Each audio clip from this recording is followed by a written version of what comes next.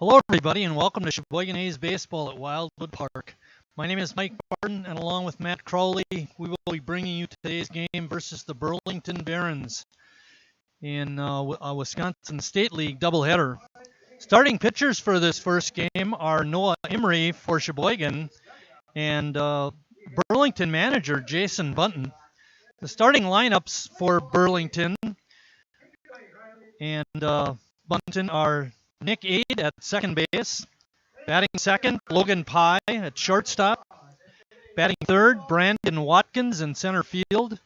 Batting fourth, Ryan Vogel, the right fielder. Batting fifth and catching, Caleb Gendron. Batting sixth and playing left field, Chris Brenner. Batting seventh and playing first base, Austin Card. Batting eighth, Sam Scarletto. He's over at third base. And batting ninth, the DH, Steve Kleehage.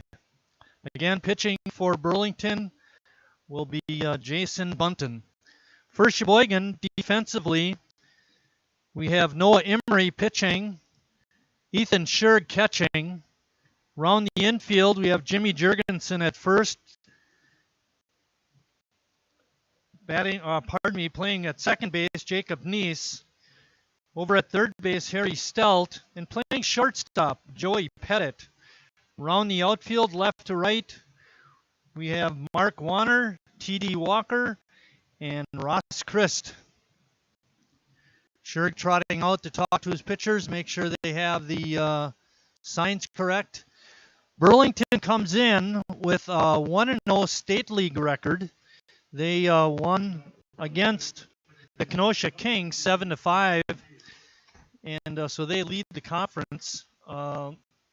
In action last year between these two clubs, Sheboygan won 3 out of 4. First pitch is in for a strike by Emery.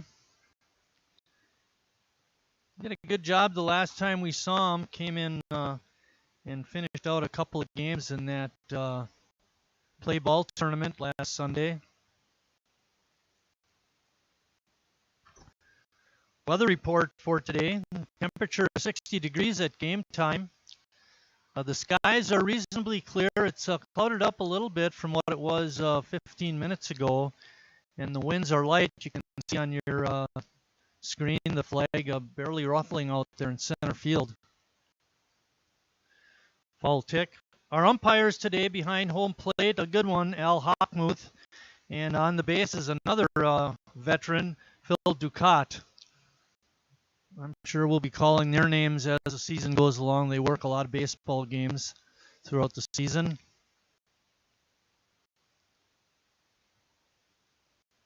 Pitch is in the dirt. Count is even at 2-2. Aid the hitter. We don't have any stats on Burlington. Swing and a miss, strike 3. Emery gave him the heater there. He couldn't catch up to it. And that brings up Logan Pye, the shortstop.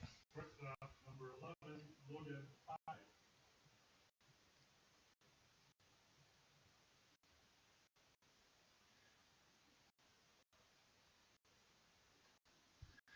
In the press box today, we have down on the other end, Bill Wagner is our field announcer. CJ Skelton is doing audio enhancements and announcements. Base hit right up the middle. Matt Crowley alongside me, helping with the live stream. I'm Mike Martin, the live stream announcer. And Matt will be serving that role also as we move along today.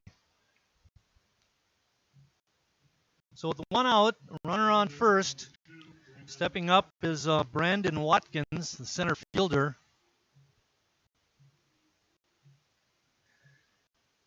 At third base, Harry Stelt is even with the bag. I don't think Watkins will be bunting, but you never know. Line drive into right field, a base hit. And Pye will have to hold at second. Right away in the first inning, the Barons are threatening. Runners on first and second with one out. That brings up Ryan Vogel, the right fielder. Ryan Vogel.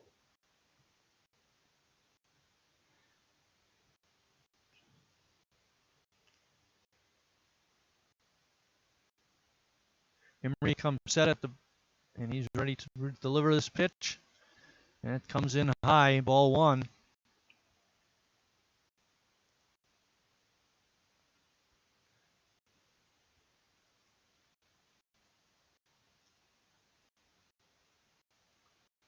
Next pitch is just a bit outside. 2-0 is the count.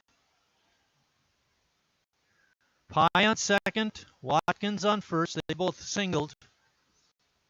There's one out.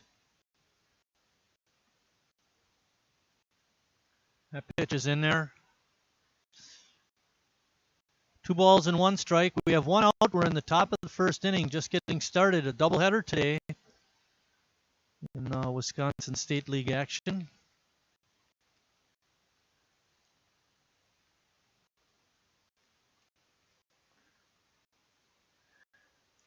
In 2 2/3 innings, Noah Emery has 2 strikeouts and 1 walk. And that strike loads the count at 3-2. Be interesting to see what the runners do on this pitch.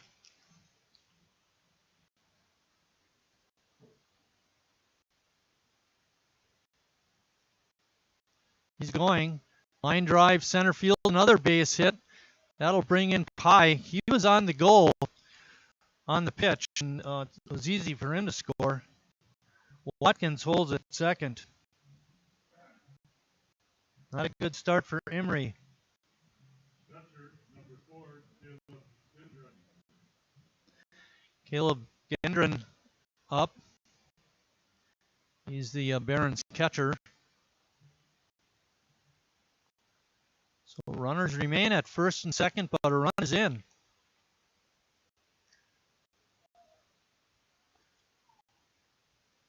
And we get a double steal. The runners move up. Again, Emery not giving enough of a look at the second base runner, and he just took off on the pitch. They must see something in his delivery that sends them right away.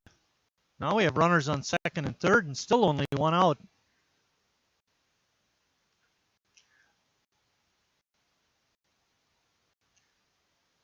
Good play by Noah to get the out at first and hold the runner at third.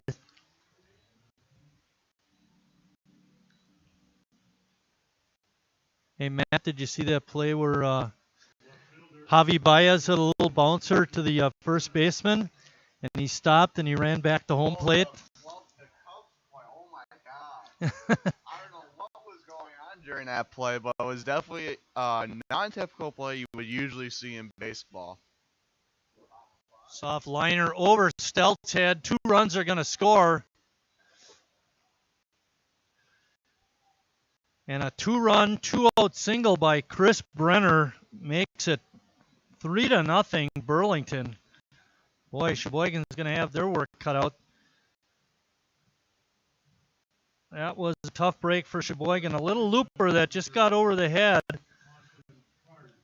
of Harry Stelt. That brings up the number 7 hitter, Austin Card.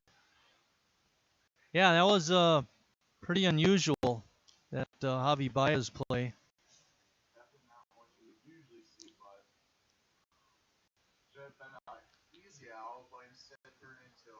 Yeah. Yeah, right, exactly.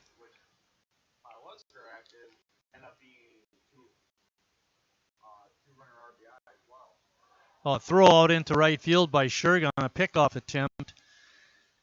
Sends Brenner to second base. That'll be a E2. I don't think we give Butterburgers for our errors, though, do we, CJ?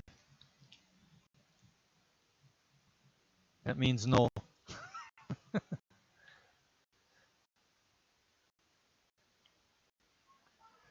Called strike 3, and Emery is finally out of the inning, but not before the Barons come up with 3 runs at the end of a half inning of play. Burlington 3, Sheboygan coming to bat.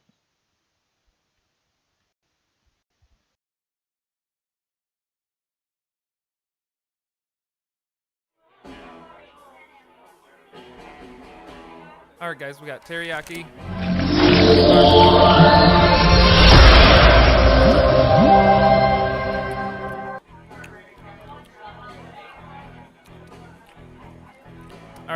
Broadway wings, hottest on the menu. Carrier asks, what does comfort You got a mean to you? We know it means more than just the temperature. And the people who invented modern air conditioning keep inventing new ways to make you comfortable. Carrier, turn to the experts. For your heating and cooling needs, call Advanced Comfort Systems, Sheboygan's only. I'm not usually... I've never really been into this sappy, corny, mushy garbage. You know what? I'm going for it. You are completely and utterly... Awesome. Great. I'm glad you showed up. in my life. I could never get through this world without you. You are really close to my... Heart! I think I'm about to cry. You better not. Every single time I... Get down, get down! There you are. You always have... My back, my back! I'm so glad you're alive. It's like all these tiny little things... Yes, things. ...are serious. And kind of important. You gotta hold it like a baby bird. And... Please be quiet. Listen. You hear that? That's a little something I like to call... Friendship.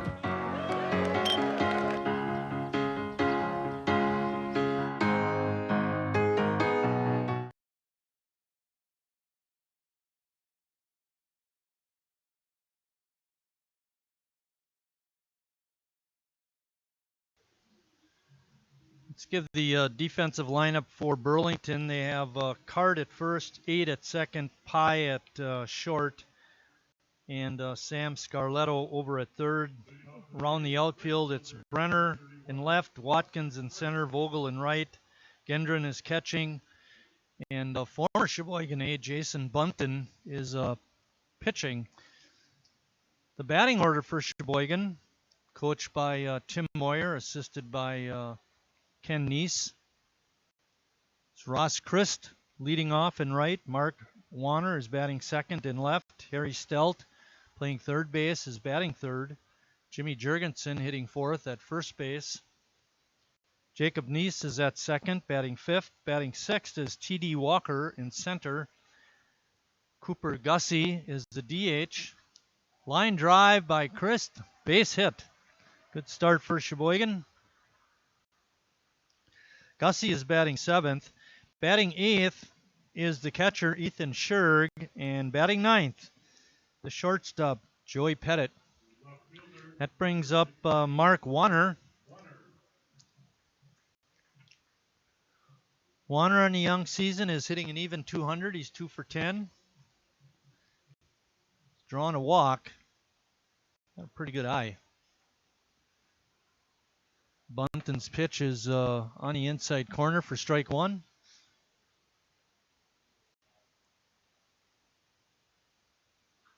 Line drive, base hit to right. Christ, hold up at second. And Sheboygan has their first two hitters on. And that brings up Harry Stelt.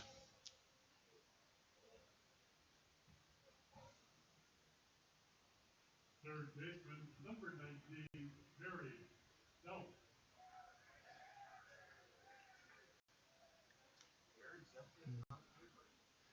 Harry is a crowd favorite. He's been in his 9th year. He's a very good hitter. Takes that first pitch low for a ball. Harry's hitting 250. He's only been up to bat 4 times. He does have a home run, though. We saw that long one to left. And right now, when I look out at the flag in center field, it's blowing from right field towards left.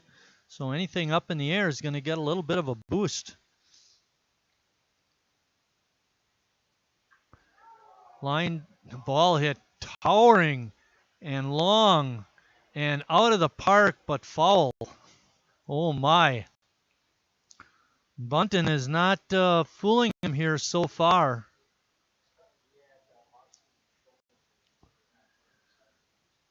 CJ mentioned he had off-season shoulder surgery and is not throwing nearly as hard. I would imagine his curveball probably doesn't have as much bite as it used to either.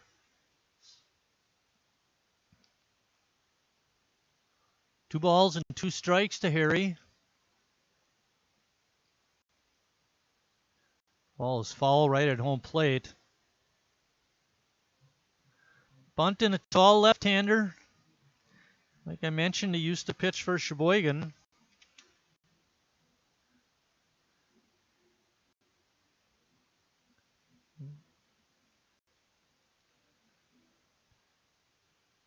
His 19th league.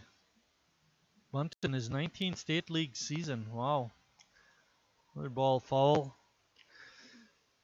Has a 51-19 record with a 3.04 average in state league action. He played at Marion. Went 15-11 with his years on the A's. Harry takes that pitch just off the outside corner. Was able to check his swing. The home plate umpire, Hockmuth, appealed to his partner Ducat, and Ducat said no swing. So now we have a full count. See what the runners do.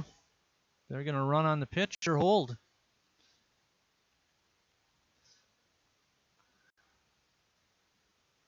Bunton thinking on the lines we were up here, Matt. What are those runners going to do?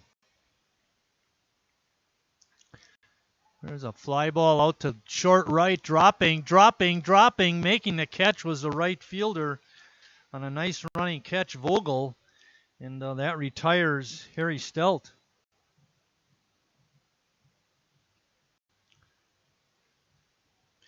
That brings up Jimmy Jurgensen.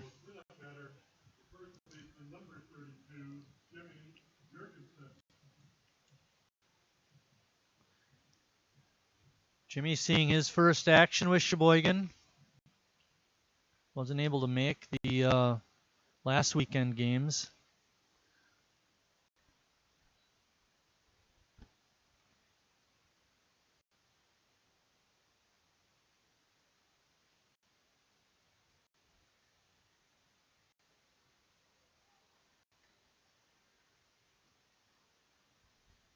That pitch evens the count at 1-1. Jurgensen last year hit .277, had 2 home runs and 5 doubles. He's always a threat to knock one out in right field.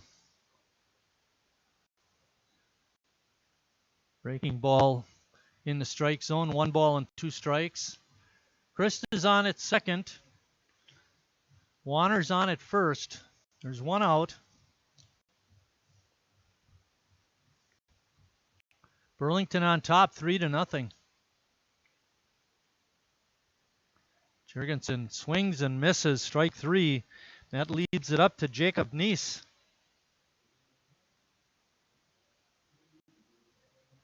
Second baseman, number 17, Jacob Neese.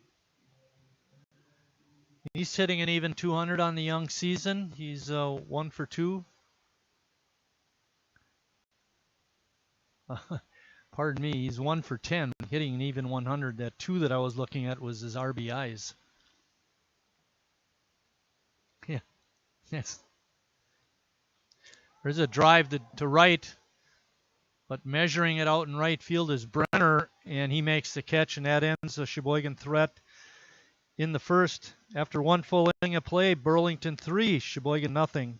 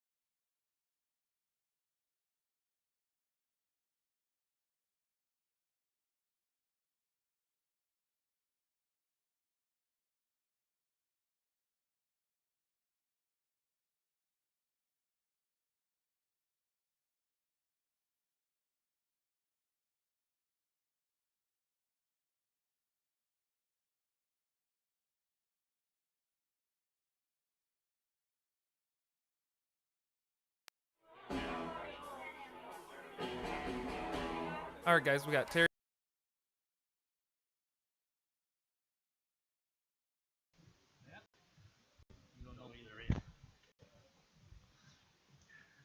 Getting ready to hit for Burlington is Sam Scarletto.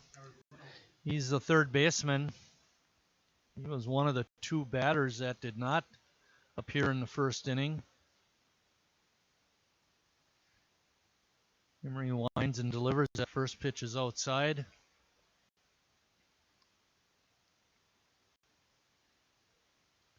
Sheboygan comes in with a 2-1 overall record. They won 2 on Saturday in the play ball tournament, and then Brad Reinfleisch pitched a dandy on Sunday, allowing only 1 run, but that's all Manitowoc needed as they won Little Shoot, won it 1-0 in a very tight ball game, and I think it was the Manitowoc Bandits came away with the tournament championship. They won their semifinal and won in the finals. I believe it was 7-1.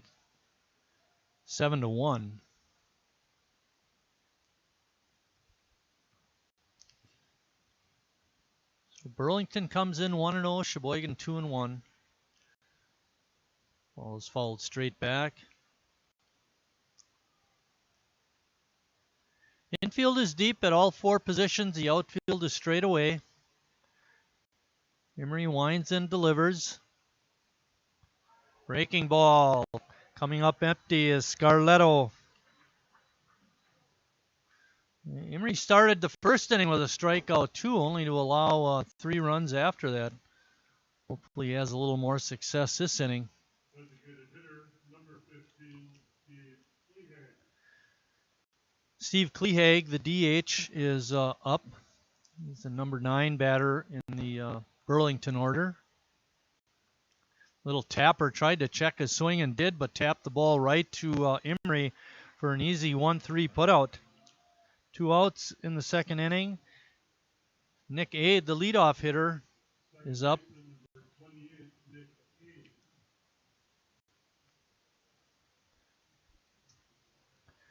Some more information. Well, we'll wait till the next half inning. I'll give you some more information on Jason Bunton and the Burlington Barons. Pitch rides in high, ball 1. Really nice day for a ball game. I highly recommend you come out and sponsor the A's in person. If you can't make it, enjoy us on the live stream.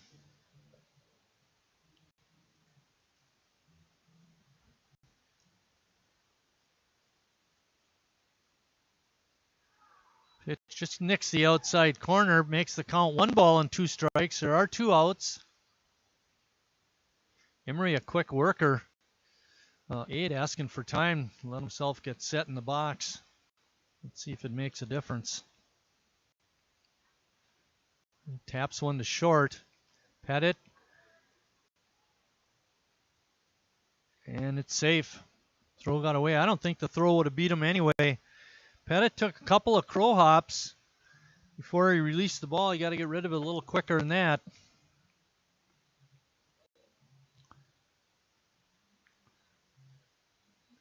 Goes as a hit for Ade. Logan Pye is up next. Logan singled and scored in the first.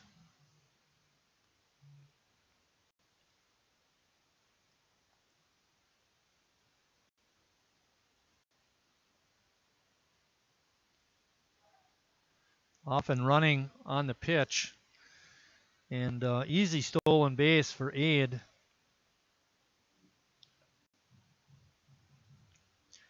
They've seen something in Noah Emery's delivery, and they're just taking off.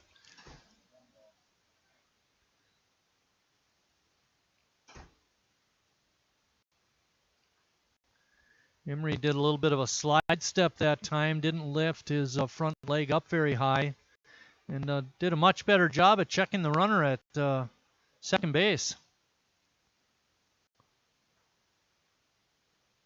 There are 2 outs. That pitch is fouled straight back, and again, Aid at second base had a tremendous lead.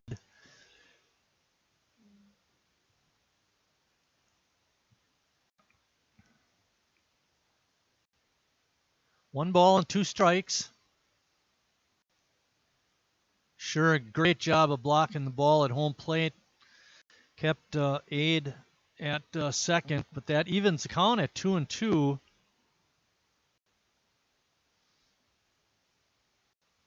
Nice edging over towards the base.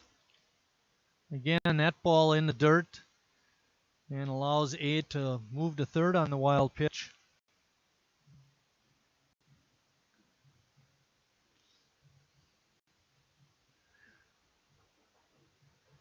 That pitch in the dirt also makes the count now 3-2. Again, there are two outs. Sheboygan down 3-0. Good job of hanging in there by Pye. Fouls it back.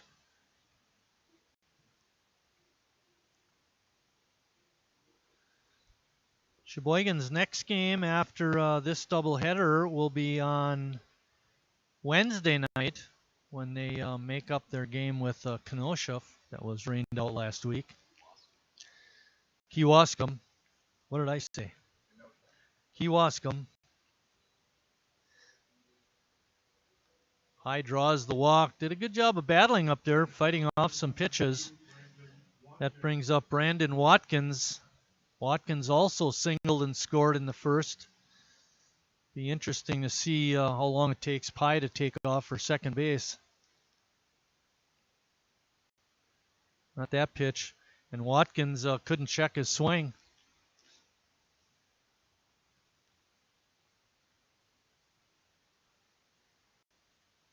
See, Sean's in the house again today. It's pretty much a regular. Strike two. Very good pitch by Emery on that outside corner. Let's see what he elects to do on this no ball, two strike pitch.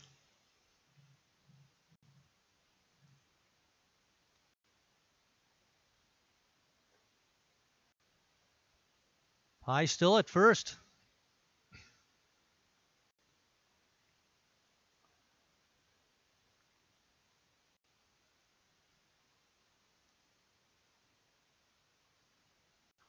Line drive out to right. Chris coming over and making the one-handed catch out and right. And that ends the second inning. At the end of an inning and a half, Burlington 3, Sheboygan nothing.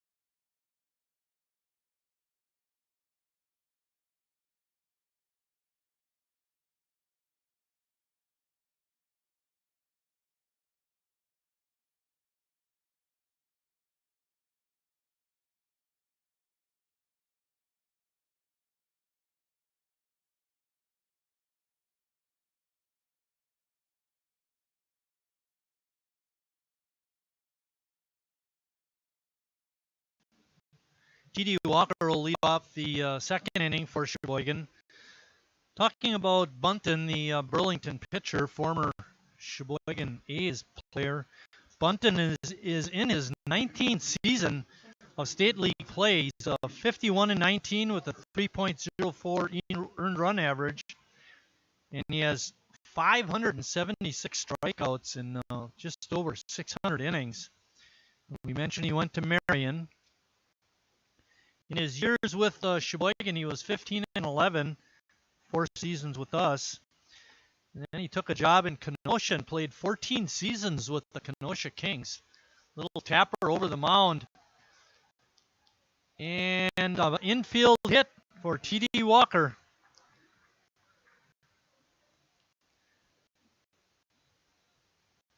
He played with them for 14 seasons. And then he joined the Burlington Barons. And last year he took over as their manager and remains in that job this year. So a long state league career for Jason Bunton. And you don't remain in the league that long unless you're a good player, and he certainly is that. Next up for Sheboygan is Cooper Gussie. Gussie couldn't check his swing on that high fastball. Walker taking a conservative lead at first. On deck is Ethan Scherg. Ethan leads the club in hitting in this young season, hitting .429. Hopefully he can keep that going. Bouncing ball to third. Throw to second for one. Relay to first is safe. The relay throw took the first baseman card off the bag. But a nice play by Scarletto to get the force at second.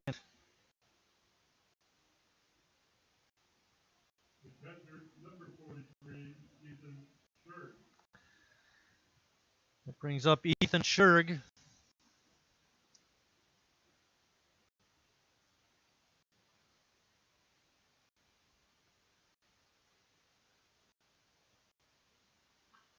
Bouncing ball to short.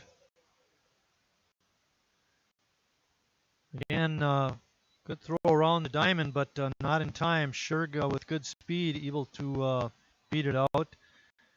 But we do get the pie to aid force out at second.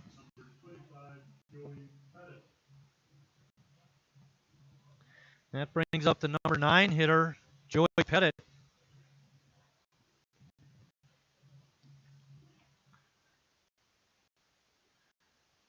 Pettit 0 for 3 in the young season.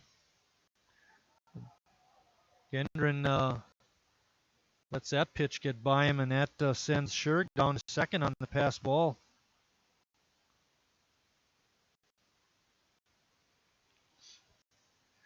Good RBI chance for Pettit. See if he can come through.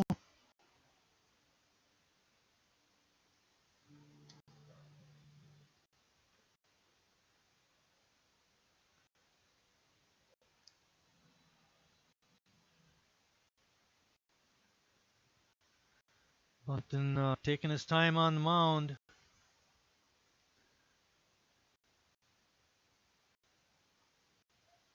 Swing and a miss.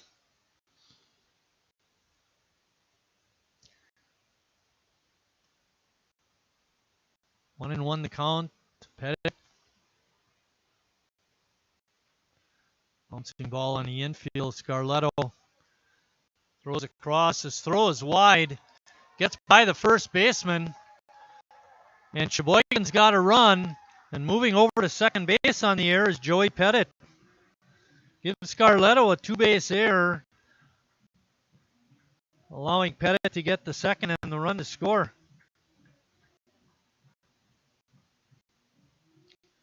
A good throw would have had Joey at first, but in his haste, Sam Scarletto made a bad throw.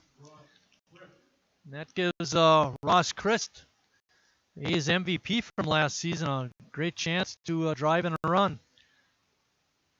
Ross did single his first time up. Sheboygan on the board. It's still Burlington 3, but now Sheboygan has a run.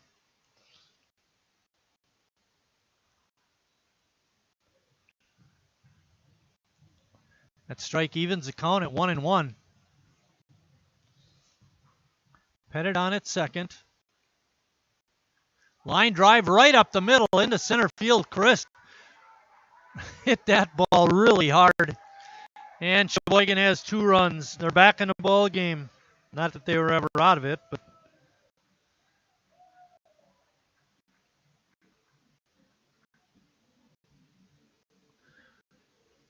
Ross looks at midseason form to where he swung the bat these first 2 times up. Last year he hit a robust 421. That brings up Mark Warner. Chris on the move on the first pitch.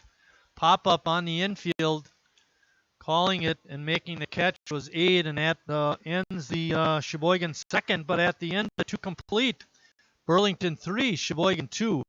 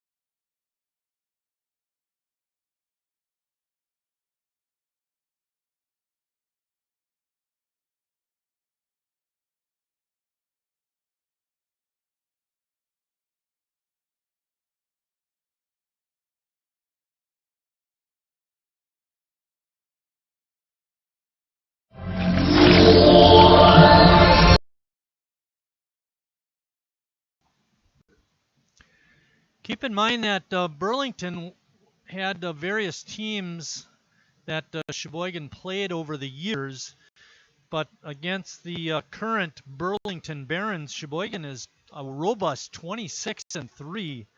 I mentioned they won 3 out of 4 last season. And until that loss last year, the A's had a 22-game winning streak against Burlington dating back to 1998. That's impressive. But this is the new season, and Burlington got off to a great start, scoring those 3 first-inning runs. Let's see if Sheboygan can come back and win the ball game.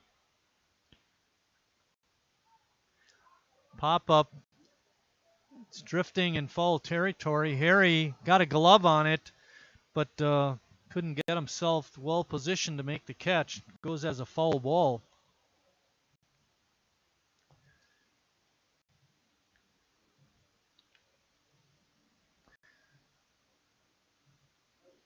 In some of those other teams that played in Burlington prior to the Barons, Sheboygan was 14-8, making them 40-11 overall against Burlington teams. Emery's pitches down low, makes the count 1 ball and 2 strikes. Vogel, the leadoff hitter here in the third. It's another pop-up foul down the third base side, but it's looks like it landed in the Sheboygan bullpen area.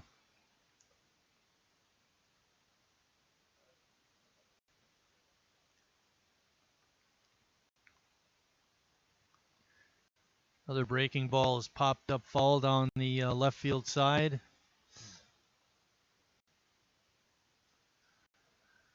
Vogel singled back in the first, drove in a run. He was part of that big rally by Burlington.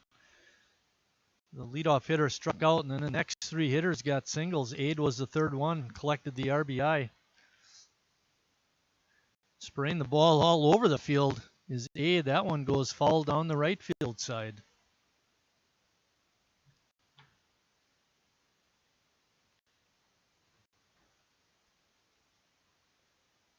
Emery's pitch is in the dirt. Evens the count at 2-2.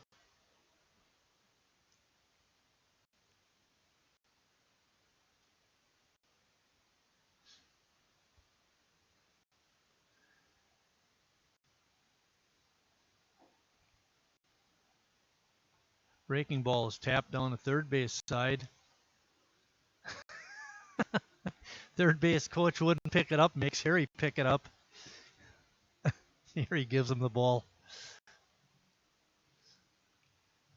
Stelt at third, Pettit at short, Neese at second, and Jurgensen at first. Infield for Sheboygan. Scherg catching, Emery pitching. Warner, Walker, and Christ are the outfield, left to right. Breaking ball gets him, strike three. Good breaking ball by Noah. That brings up the catcher, Caleb Gendron. The catcher, number 4, Caleb Gendron.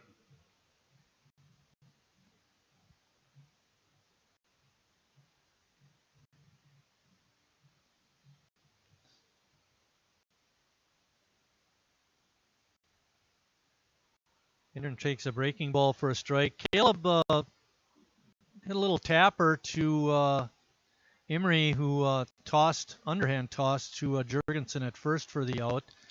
This time he slaps one over to Harry Stelt, and Harry not able to pick it up. I don't know if that's going to be an error or a hit.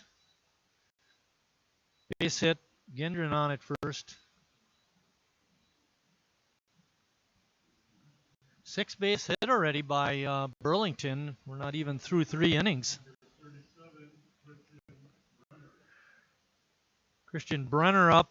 Brenner was the got the key hit in that first inning. A little blooper over Harry's head, dropped into left field, and it scored 2 runs.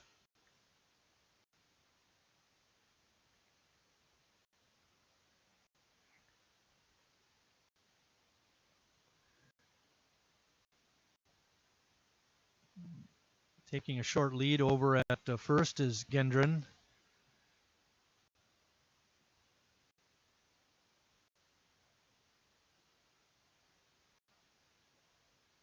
Line outside for a ball. Makes the count 2 balls and no strikes. There's 1 out. We're in top of the third. Burlington up 3-2. The hard hit ball past Jurgensen out into right field. Christ running in hard. Fires a throw to third. And Gendron is out. What a hose by Christ. Boy, oh boy, that was a beautiful throw from a kid with a great arm. Gendron had no chance. He tagged himself out. All Harry had to do was catch the throw. Gendron slid right into his glove for the out. Give Brenner a base hit. He remains on first base. And that brings up the number 7 hitter and first baseman, Austin Card. Card was a called strikeout victim back in the first. He ended the inning. Breaking ball is hit up in the air. Jurgensen makes the catch. Didn't look real sure of himself, but he squeezed it, and that ends the inning for Burlington. At the end of 2.5, Sheboygan still trails it 3-2.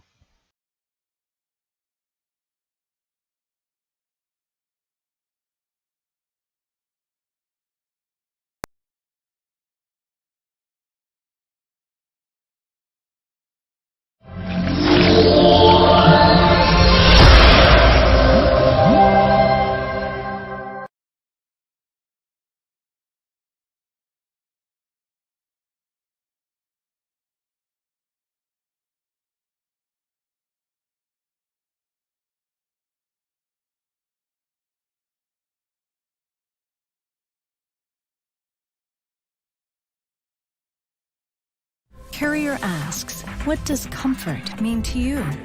We know it means more than just the temperature. And the people who invented modern air conditioning keep inventing new ways to make you comfortable. Carrier, turn to the experts. For your heating and cooling needs, call Advanced Comfort Systems, Sheboygan's only Carrier factory authorized dealer.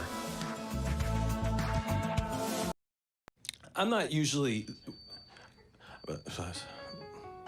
I've never really been into this sappy, corny, mushy garbage. You know what? I'm going for it. You are completely and utterly Awesome. Great. I'm glad you showed up. in my I life. could never get through this world without you. You are really close to my...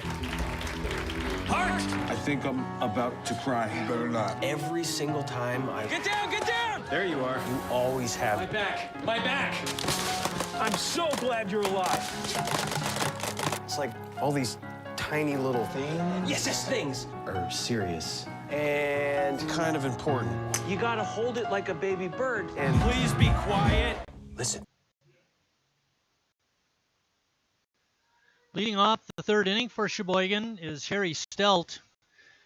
Harry hit a soft fly ball out to right that Vogel ran in and made a nice catch on.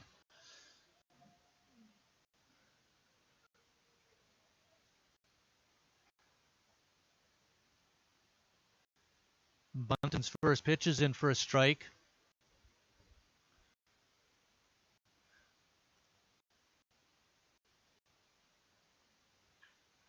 There's a drive out to right center field. That's going to be a gapper. Home run! It carried out of the ballpark. Oh my, I thought that was going to be a gapper. It was in the gap, but it carried all the way out of the ballpark. Just to the right of the first bank first sign. And we're tied at 3.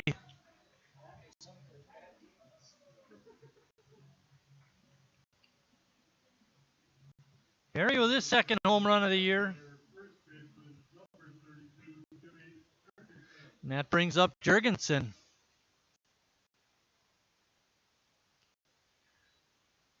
We're back to even, but we're in the third inning.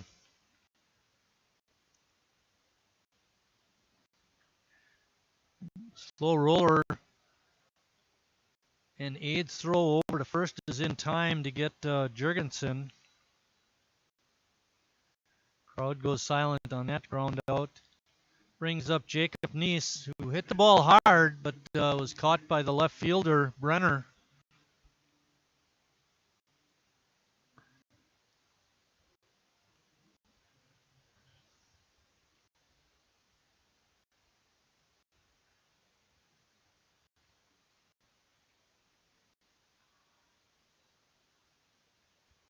First pitch is in for a strike.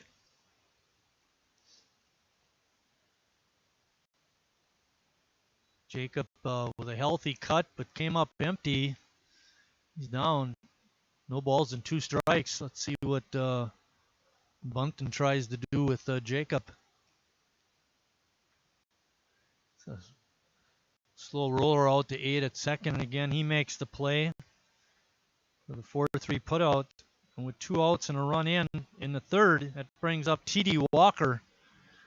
Walker hit a slow roller to shortstop that Pye was not able to handle cleanly.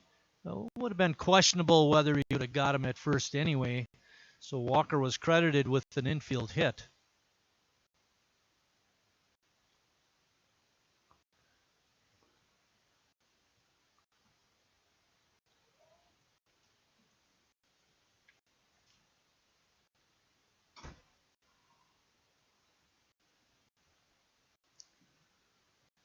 Walker having a tough start to his season. He's 0 for 9 with a walk.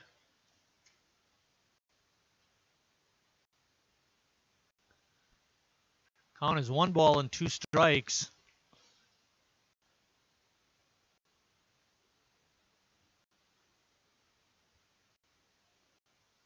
Fly ball out towards right field. It's foul. If you tack in his at bat today with his previous appearances, he's 1 for 10 on the season.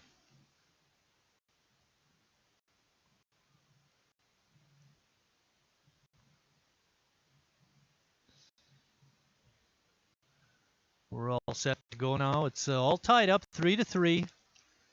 We're in the bottom of the third.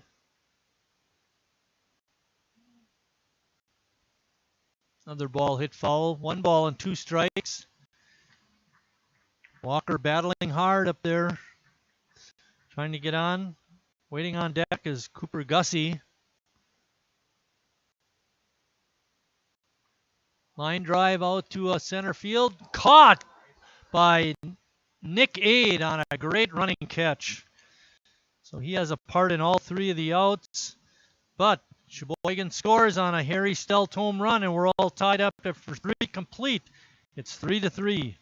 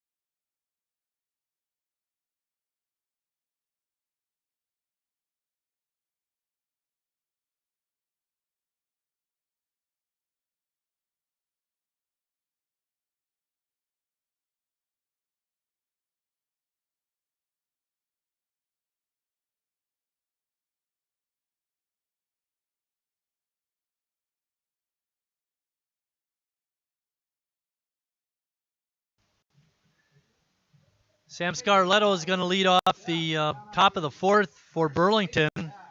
Sam is 0 for 1 with a strikeout. Made a crucial error back in the second inning that allowed Sheboygan to score a run. Emery's breaking ball is a little bit inside.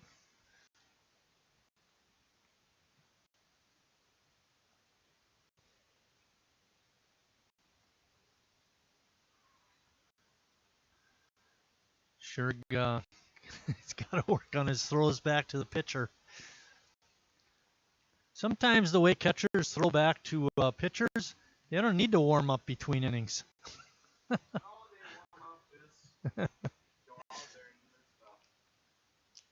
CJ had that problem once in a while. Couldn't get his throws right back to the pitcher. The bouncers are the worst ones because crying out loud, you could hurt the pitcher. Bouncing it back, he misses it.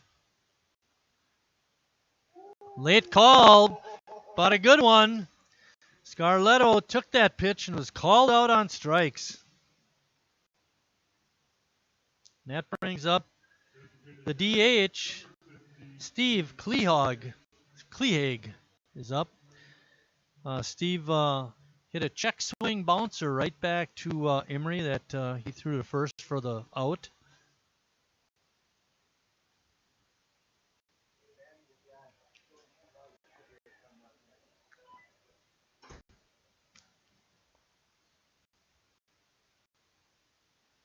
First pitch is a ball. One out. We're in the top of the fourth. All tied up at 3.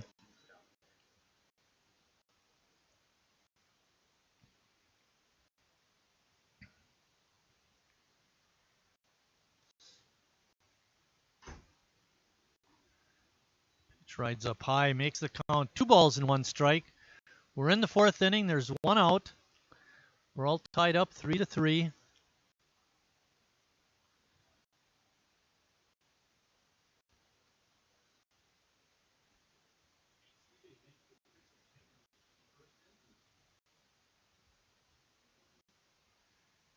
Don't bump the camera.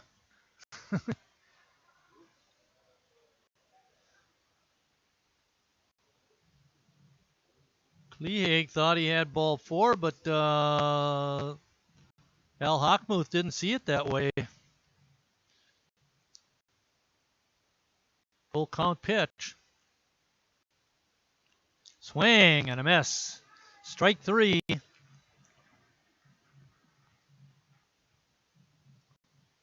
6 strikeouts for Noah.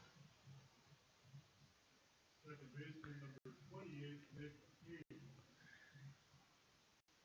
Maybe even more importantly than the 6 strikeouts is he's only accumulated 1 walk so far.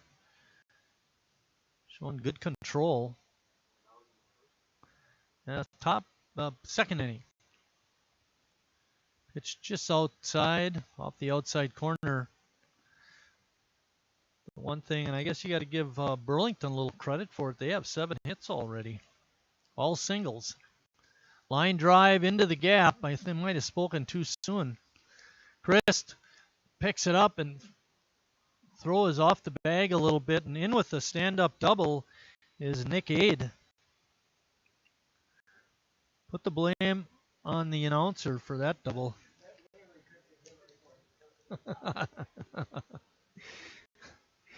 Perfectly timed. Timing is everything, Matt. Just remember that when you get on the air. Matt will be doing the 6th and 7th inning of this first game. What is the limit, Matt? 2 per day? Well, in that case, I'll just go home right after the first, after I get done. Oh, we're good. Back to Oh, no, we don't want that. You get paid for the second. You get your pay during the second game. Did you bring a second salad? no. Matt ate his whole salad during his first game. He's not going to have anything to eat. Sherg's throw down the third is in time. Oh, I thought Aid was going to steal third, but a great throw by Ethan Sherg to Harry Stelt, and he's out. And at the end of 3.5, we're still tied up at 3.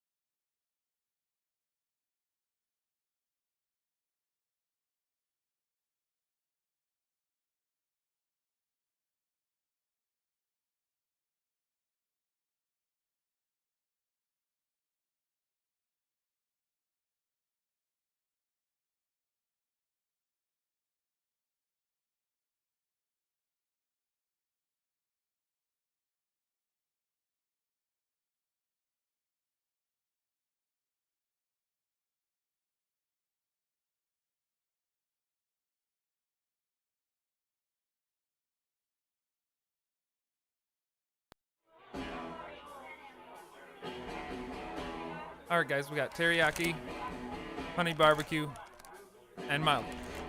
Enjoy.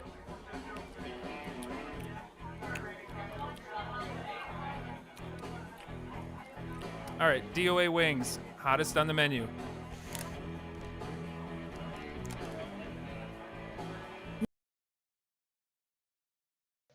According to this, he's got 402. Okay.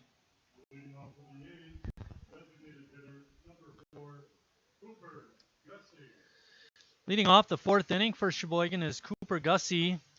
Cooper reached on a fielder's choice his first time up. Cooper hits a drive out to center field, but Watkins is there and makes the easy catch. That brings up Ethan Sherg. Ethan went all the way to second on a ground ball to Sam Scarletto, the third baseman. He threw it away, and Ethan wound up coming around and scoring. A roller, Scarletto throws hard to first and got the runner, Sherg. There's 2 quick outs in the 4th, and that's going to bring up the number 9 hitter, Joey Pettit. Pettit was the guy that bounced to Scarletto and Sam threw it away, and Joey ended up over at second base on the play. Joey 0 for 1 with a run scored in the ball game. Munton throws that pitch right down Main Street for strike one.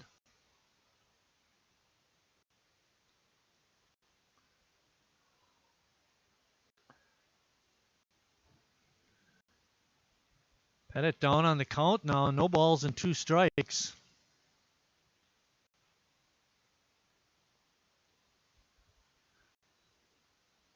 The left-handed Bumpton is a quick worker.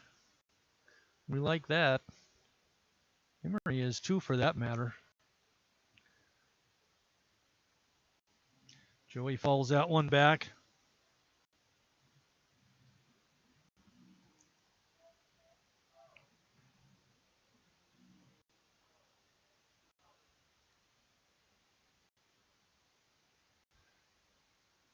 Breaking ball hangs outside. Makes the count 2 balls and 2 strikes. There's 2 outs. We're in the bottom of the 4th, tied up at 3. We'll pop up on the infield. Aid comes over and makes the grab. And at the end of 4 complete, we're still tied up at 3.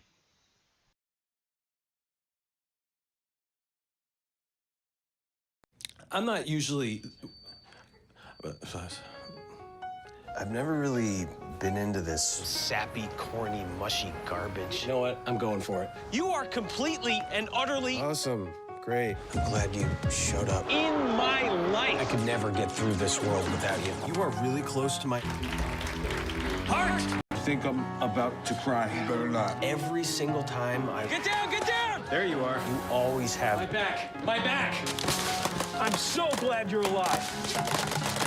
It's like all these tiny little things... Yes, things. ...are serious and kind of important. You gotta hold it like a baby bird. And... Please be quiet.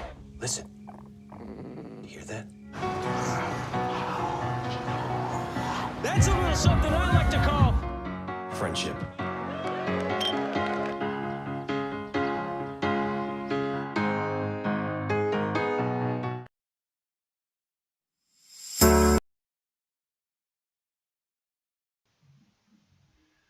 Leading off the top of the 5th inning for Burlington is Logan Pye. Logan was at bat in the 4th inning when Nick Aid on second base tried to steal third and was thrown out by Ethan Scherg. So Logan gets to step up to the plate again. See what he can do against Noah Emery. Emery's breaking pitch is up for a ball. About 20 minutes after this first game, a 7-inning game, by the way, we'll have game 2. We're not sure who the starting pitchers are going to be just yet.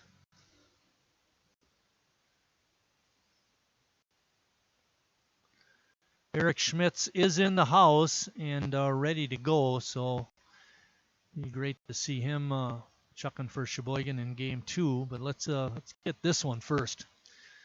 Fly ball out to center field. Walker racing over and makes the one-handed catch. For out number 1 in the 5th inning, and that brings up Brandon Watkins, the center fielder. Watkins is 1 for 2 in the ball game with the run scored.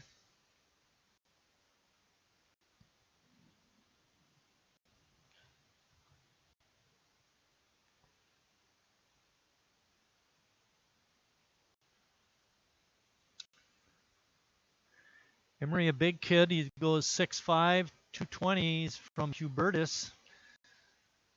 Played at Marion. Had a 2-5 record with Marion this past season with a high 9.00 ERA. Certainly looks pretty good for Sheboygan so far this season. This being his 3rd game already.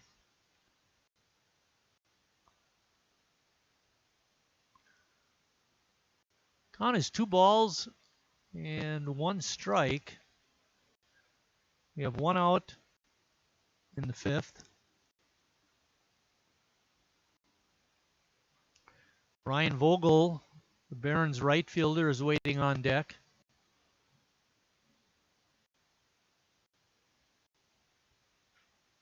Bouncing ball to Stelt at third. Makes a nice stab and a great throw to get Watkins for out number 2.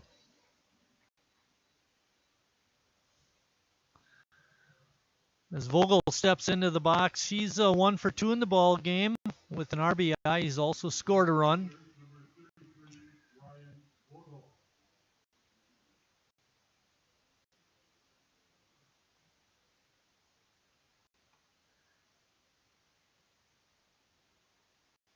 CJ, you got a pitch count on Noah Emery?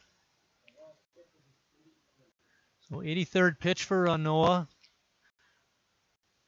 Count is getting up there, but he still looks good. Doesn't look to have lost any velocity. Breaking ball is breaking well. There's a drive out in the right center field. Reaching up and making the catch up against the wall was Mark Warner making the circus catch. And that ends the 5th inning for Burlington. At the end of 4 1/2, we're still tied at 3.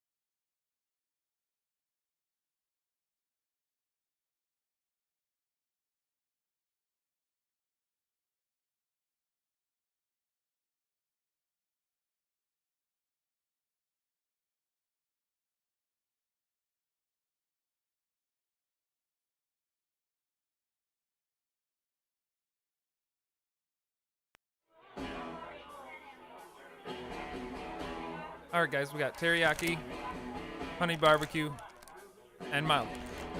Enjoy.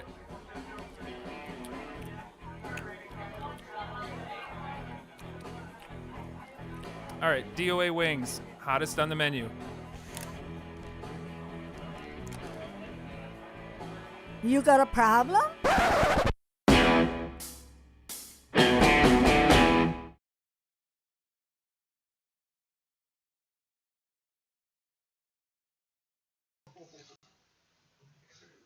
And we're back at Wildwood Baseball Park getting ready to start the bottom of the 5th inning. Tied at 3, and a great part of the order is up for Sheboygan. Their leadoff hitter, Ross Christ. Ross is 2 for 2. He also has an RBI.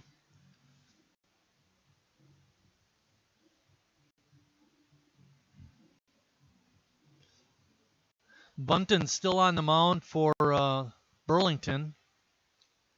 First pitch is in for a strike. That was only the 53rd pitch by Bunton. He's been pretty conservative with his pitches. Some of that has to do with the amount of hits Burlington's gotten off of Emery. Plus, Emery's got a lot of strikeouts, and to do that, you accumulate more pitches. Ground ball in the hole. Aide slides over and makes the pickup and the throw, and there's 1 out in the 5th. Mark Warner, who made that circus catch out and left to end the 5th, is the second hitter in the bottom half of the inning. He's 1 for 2 in the ball game.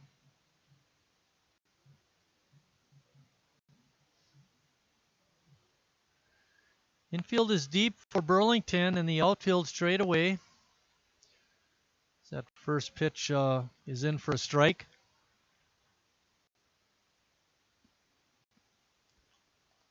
Warner Fouls that second pitch off, and he's behind in the count.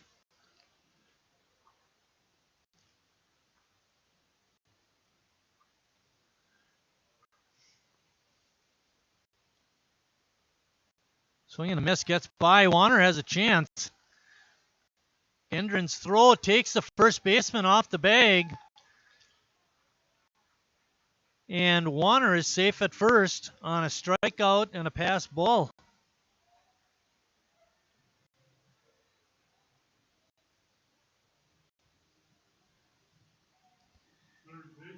So a little bit of action on the bases now for Sheboygan. That's going to bring up Harry Stelt. Harry 1 for 2 in the ball game, but that one hit was a long home run to left center field.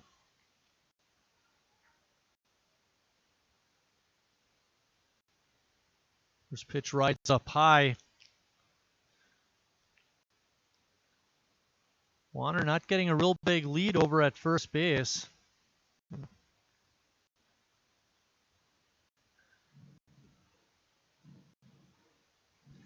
Bunton has not had to pitch out of the stretch very often. Line drive down the right field side is foul. Harry hit it hard, but foul.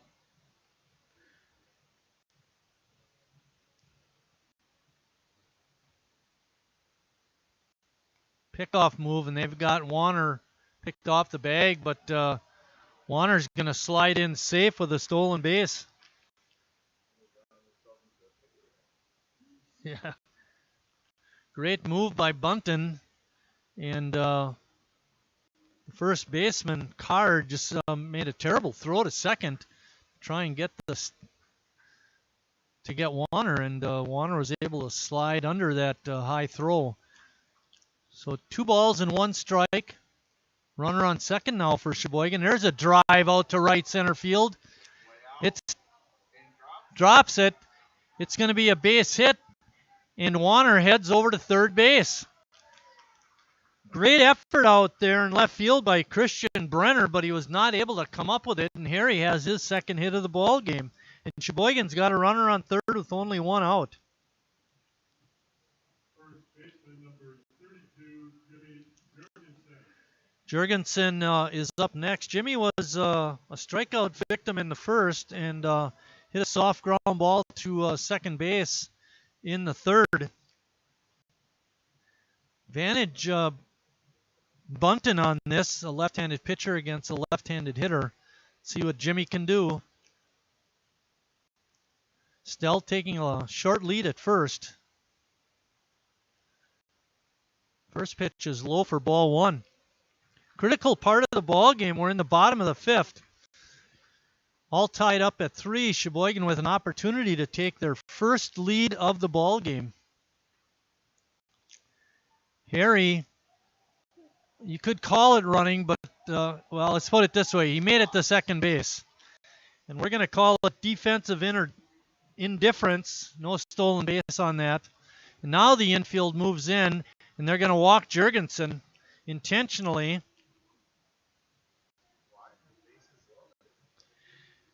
This sets up a force at any base. It's actually a pretty good move. It brings up Jacob Neese. Neese flew out to left and grounded to second. Well, they're even at the corners. First and third is even with the bag. Short and second base are back deep looking for the double play. Bouncing ball in the hole. It gets through. Base hit. 2 runs are going to score. Harry's running now. And he scores. Big base hit by Jacob Neese to drive in 2. That ball had eyes, and it made its way through the left side of the infield for a 2 RBI single. Way to go, Jacob. You got Jurgensen on at second, Neese at first, and that brings up T.D. Walker. Walker 1 for 2. Healthy swing and a miss. Bunton with a good fastball.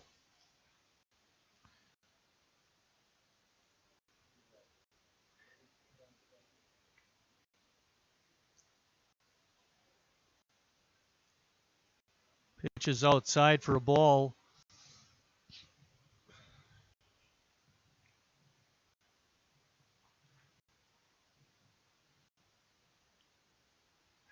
Big base hit by Jacob Neese is giving Sheboygan the first lead of the ball game.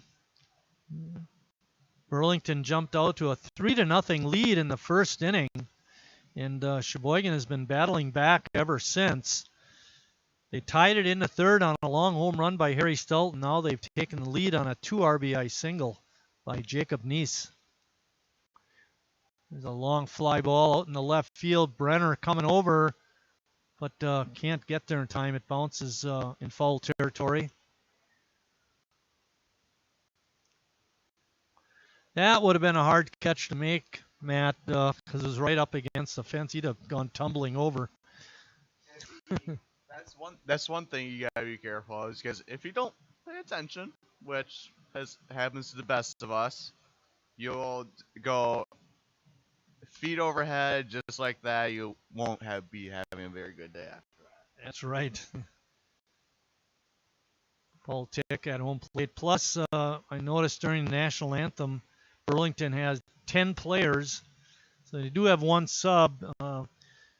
Big number 15, we'll get his name in just a second, but you can't be getting guys hurt when you only have 10 players. I'm pretty sure that that kid is going to be the game 2 pitcher. Swing and a miss. Foul tick into the mitt of Gendron, and Walker is down on strikes. So with 2 outs and 2 on, Cooper Gussie is up next. Cooper's 0 for 2. Hit the ball pretty well his last time up, but it was caught by the center fielder, Watkins. First pitch is a strike.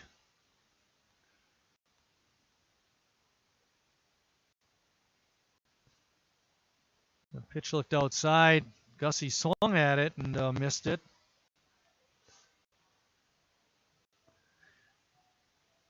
Gussie in the hole. Jurgensen's on at second, Neese at first. It's 5-3. Broken bat. Throw across from Scarletto is in time to get Gussie, but and that ends the fifth, but not before Sheboygan comes up with 2 runs, and they lead it after 5 complete by a score of 5-3. When we come back for 6th inning action, Matt Crawley will be your live play-by-play announcer.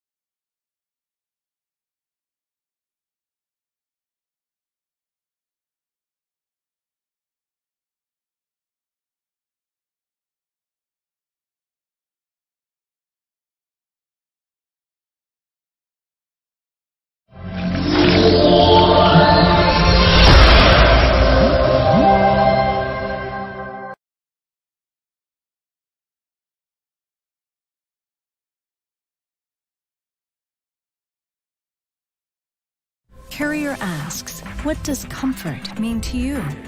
We know it means more than just the temperature and the people.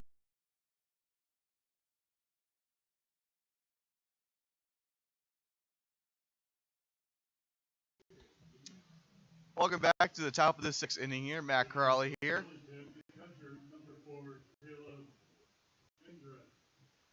And leading off the inning for the Barons is the catcher, number 4,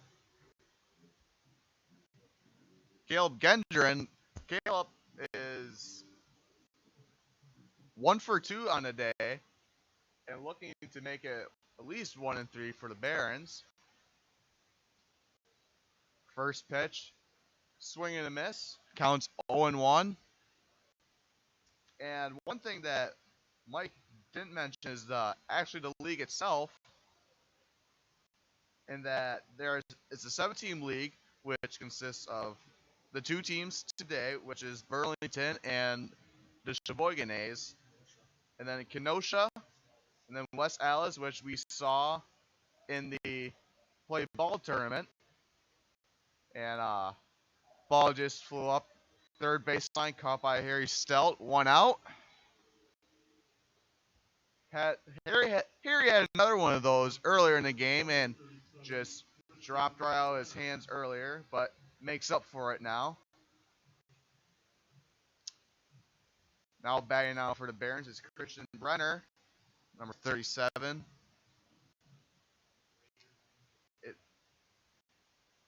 And going back to the league itself, you have Greater Green Bay Blue Ribbons, which in the Lombard Orioles, which ironically, which is supposed to be a Wisconsin State team. Lombard's actually from Illinois, so as well as Addison, and 2 teams that are on leave this year is Oshkosh and the West Bend 7-Ups. So the 7-team league could possibly be turning into a 9-team league following this next season. Counts 3-1.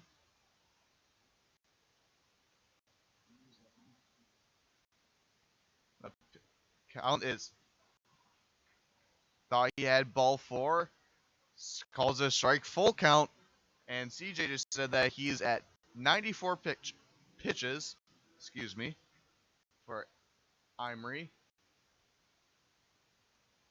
Another pitch, nicks it, goes back, still full count with 1 out, top of the 6th, after Sheboygan battles back when Burlington took an early 3-0 lead in the first inning. Ball 4 for Emery, which will now send up Austin Card, the first baseman, Number 55, Austin Card. who's 0 for 2 on the day. Righty batter. And CJ really likes Baby Shark over here, and I don't know why.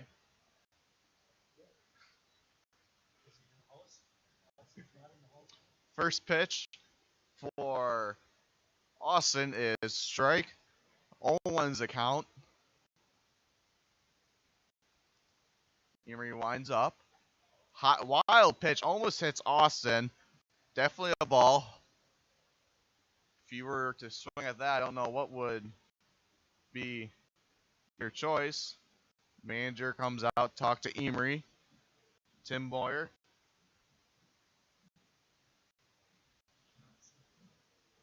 We can't, as of right now, we can't see if anyone's warming up in the bullpen, so maybe just to see what's going on. And that's what it looks like it's to be, as Shrug, excuse me, I still need to get no names, comes back, counts 1-1, and 8 hits for the Barons and only 7 to the A's. Pitch right down the middle, counts 1-2 with 1 out, top of the 6th. Emery winds up. Another high pitch from Emery, which will make the count 2-2 with 1 out in the top of the 6th as of right now.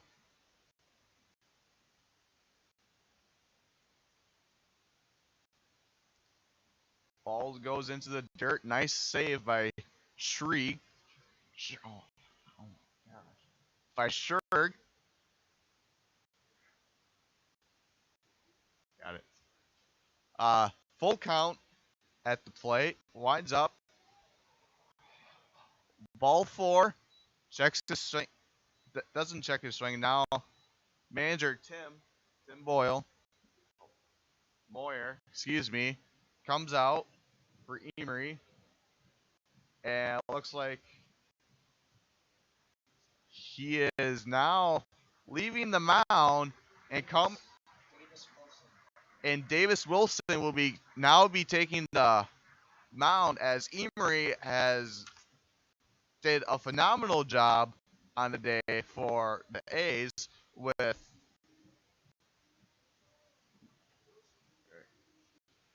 Wilson. He's only pitched one game, which was during the play ball tournament. He's given up 6 hits and 6 runs, and he has 8 strikeouts this season, along with a ERA of 4.5, and he has 1 win under his belt. So, 100% winning percentage, which is what you really like to see. But as we all know in sports, 100% winning percentage doesn't mean that you'll win all the time. Emery just left the game with 101 pitches, which is pretty lengthy for a pitcher in baseball. Even sometimes the major leagues would,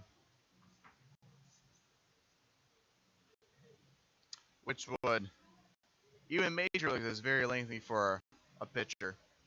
And Emery has given up 8 on his time on the mound during his first game. Gave up 8 hits, 3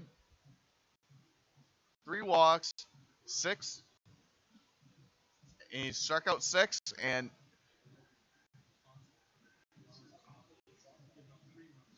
he's given up 3 runs so far, which all happened in the first inning, and he's responsible for the 2 runners that are on base right now. Now batting for the Barons is Sam Scarletto. He's 0 for 2 as of right now. Number 12, and Scarletto is a third baseman. Wilson, high first pitch, counts 1-0. Batters on second, first, and runners on first and second, excuse me. I need to update my terminology. Wilson winds up high ball, looking at the high side of the box for the strike zone. Counts 2-0, and a runner in scoring position on second, and another runner on first. As you can see on the stream, as we got fixed. Scarletto gets a piece of it, goes over by the Barons dugout. Counts 2-1 with runners on second and first, and the flag is moving from right to left, so it has picked up again. So there might be some carry. Nice save by Sherd. Ball in the dirt. 3-1's a count with runners on second and first. Wilson winds up, throws the pitch. Scarletto gets another piece of it, and it goes out of the park. Foul ball, and full count right now with runners on second and first. And the last thing that the A's need is to have bases loaded with a 2-run lead, which the score is 5-3 after Sheboygan has fought back from the very first inning. Wilson winds up, throws it low, and it's going to be a ball 4. Bases are loaded with only 1 out, which forces any force ball at any plate. Now batting for the Barons is number 15, Steve Klieg. He's 0 for 2 on the day.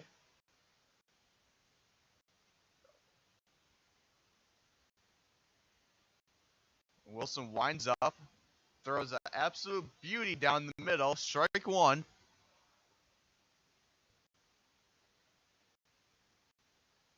And Klieg is a designated hitter for the Barons. And as we said earlier, the Barons only have 11. Ooh. Language. Ball goes straight at Harry Stell, ricochets up, and goes behind him, which will be a two-run score, two-run RBI double, or single, excuse me, for the Barons. And now it's a tie game, 5-5. Now second baseman for the Barons is Nick Ade, who is 2 for 3 on the day.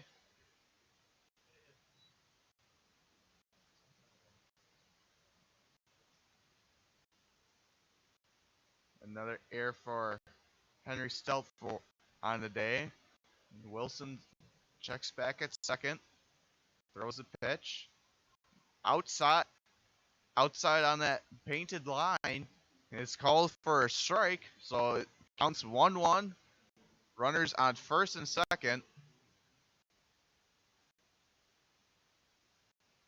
Winds up, throws a ball, gets a piece of it, goes into left center. T.D. Walker is right there to make the catch, and now bring up 2 outs in the top of the 6th.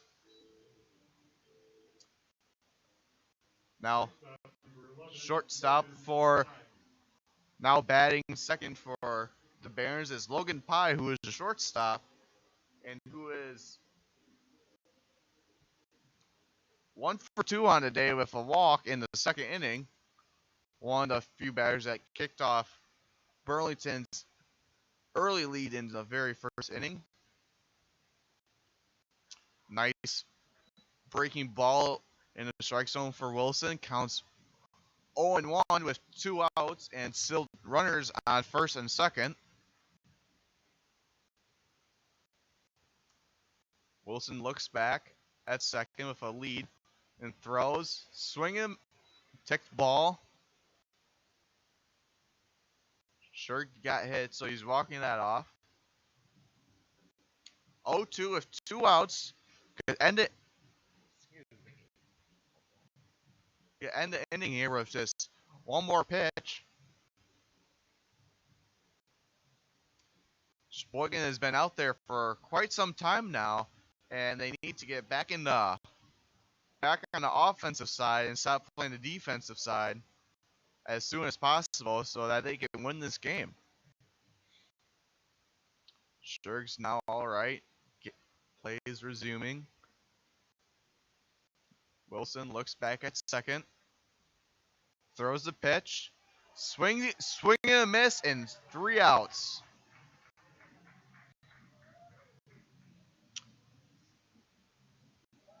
And after that, it is all tied up at 5-5, going to the bottom of the 6th.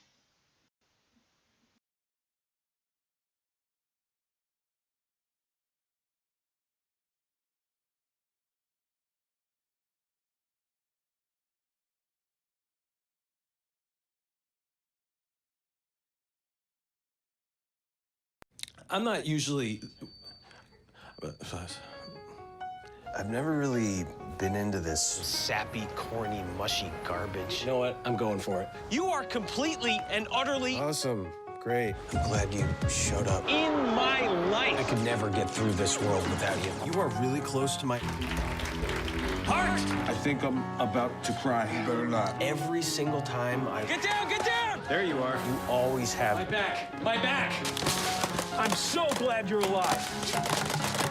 It's like all these tiny little things... Yes, things. ...are serious and kind of important.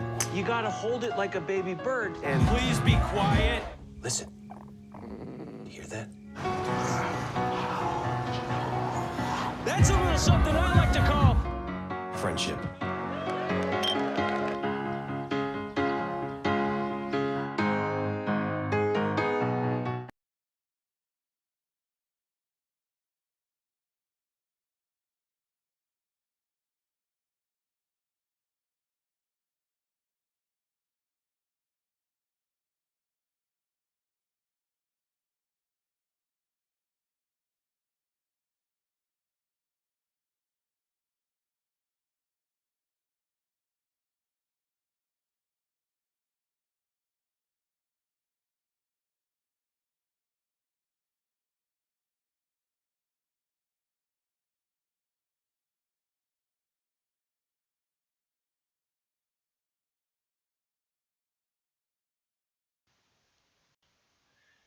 Ethan Scherg leading off the bottom of the 6th for Sheboygan. Ethan tried to bunt his way on, fouled it back.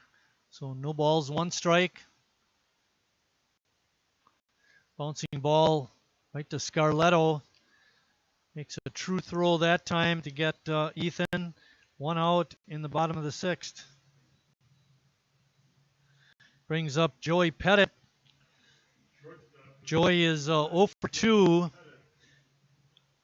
He reached on an error back in the 2nd and scored. We're all tied up at 5. Emery's line finished with 5 1/3 innings pitched, 8 hits, 5 runs, 3 earned, 3 walks, and 6 strikeouts. First pitch is fouled back. Matt's back. You ready to take it back? I'm back, and don't worry, I'm all right.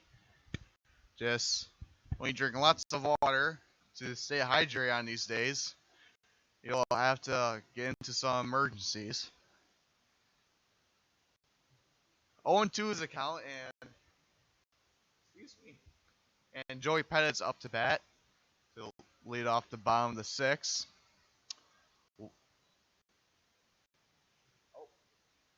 Excuse me. Second batter of the inning, sure grounded out, as Mike has just told me.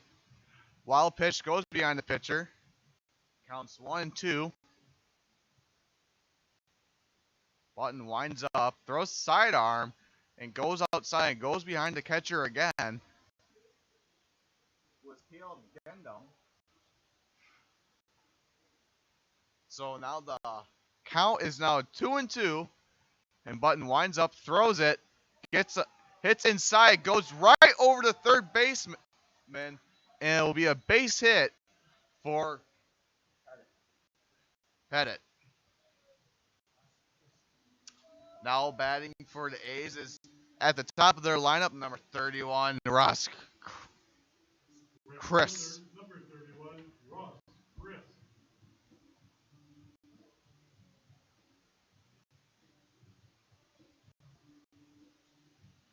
A little bit about Ross Chris is that he had 31 RBIs last year. 21, excuse me.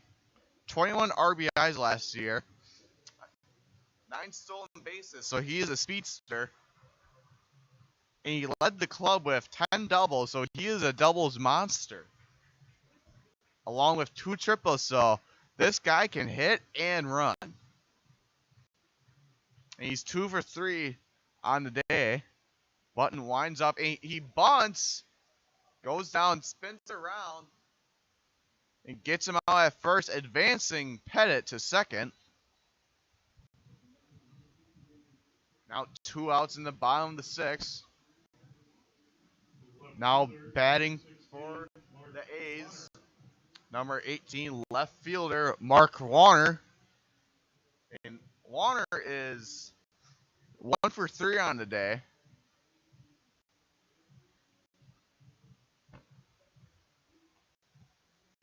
And Pettit's getting a leadoff at second.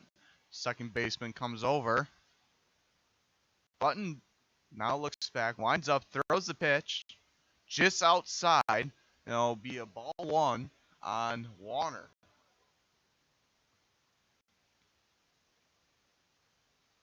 Still, Pettit has a decent lead off his second. Warner now just gets a piece of it, goes out of the ballpark, foul. Counts 1-1 with 2 outs.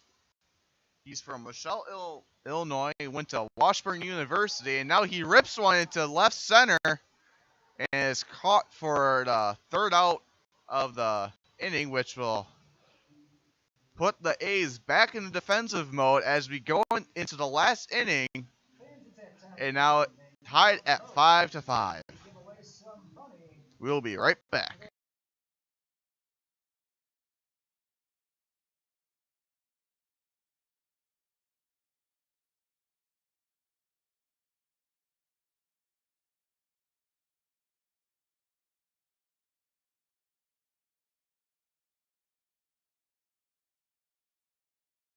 I'm not usually. I've never really been into this sappy, corny, mushy garbage. You know what? I'm going for it. You are completely and utterly awesome. Great. I'm glad you showed up. In my life. I could never get through this world without you. You are really close to my heart. I think I'm about to cry. You better not. Every single time I Get down! Get down! There you are. You always have My back! My back! I'm so glad you're alive. It's like all these tiny little things. Yes, things are serious and kind of important. You gotta hold it like a baby bird. And Please be quiet. listen, you hear that? That's a little something I like to call Friendship.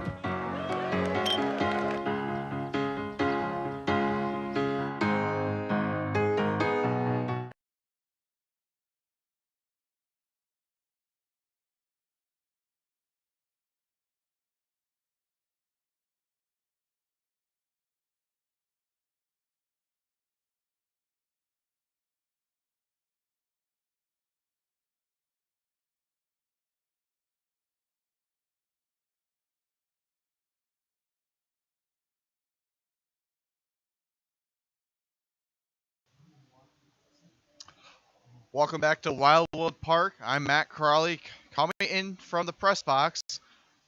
Top of the 7th here in the final inning here. It's all tied up at 5-5.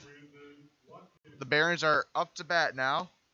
And leading off the inning for the Barons is number 2, Brandon Watkins, who is the center fielder for them. And first pitch by Wilson is hit by pitch, so Watkins will make his way down to first base. And now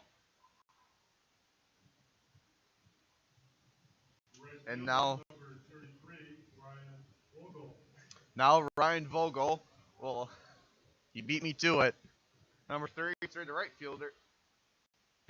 Ryan Vogel.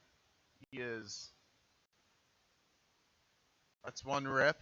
Just follow into the A's bullpen. Counts 0 for 1. And he's 1 for 3 on the day.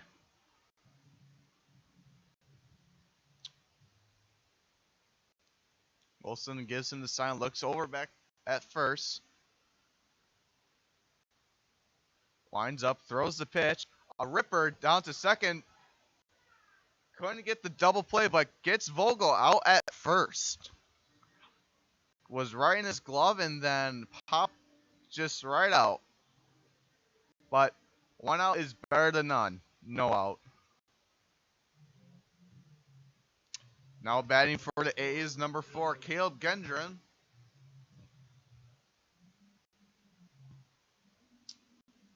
Runner on second. Watkins on second. Has a lead. Wilson looks back. Now Watkins go back. Wilson throws the pitch right down the middle. Strike 1.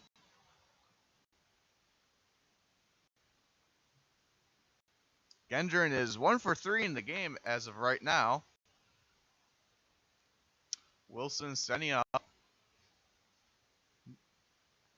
Got called.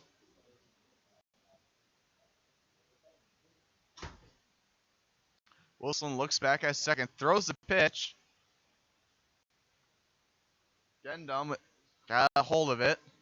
Now brings the count to 0-2 with 1 out in the top of the 7th. Still tied at 5-5.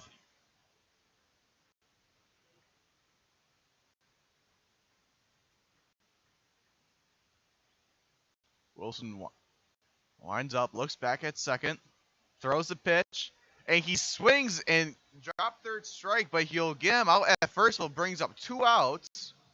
And we are 1 out away from the A's, hopefully winning this game just with a simple RBI to seal the deal. Now batting 6 in the 6th in the lineup for the Barons is number 37, Brennan, the left fielder. He is 1 for 3 on the day. Wilson looks back at Watkins. It's going to reset now.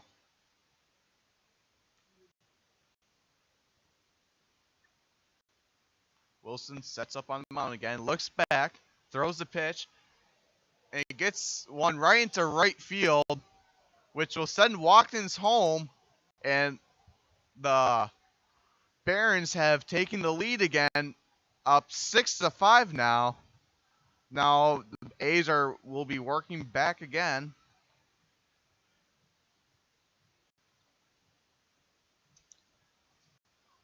First baseman number 55, Austin Card. Now batting for the Barons, first baseman Austin Card. Wilson steps up on the mound. Here's a pitch. Outside. Card tells Brennan to stay at first. 1-0 is the count with 2 outs, with the Barons leading the A's here. And a straight pop fly up. Shriek on his way and drops it. Foul ball, which could have been the end of the inning, but turns into more pitches for Wilson. And Shriek is not too happy with himself with that. Sure, excuse me. He has 2 errors now on the day. As you can see that he is fired up.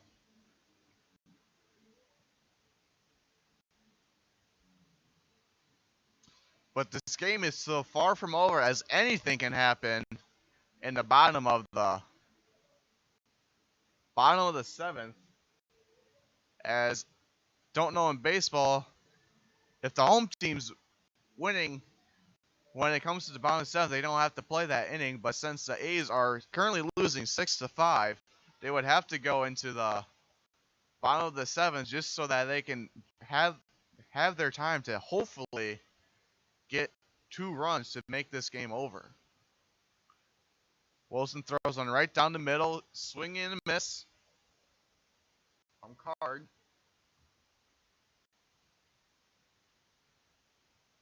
Wilson looks back at first, has a little bit of a lead off, winds up, here's the pitch. Another rip from Card, just goes foul down third base line. Counts 1-2 with 2 outs. Wilson now steps up onto the mound, excuse me. Waiting for the pitch. Here's the pitch. Low ball. Counts 2-2 with 2 outs. Runner on first.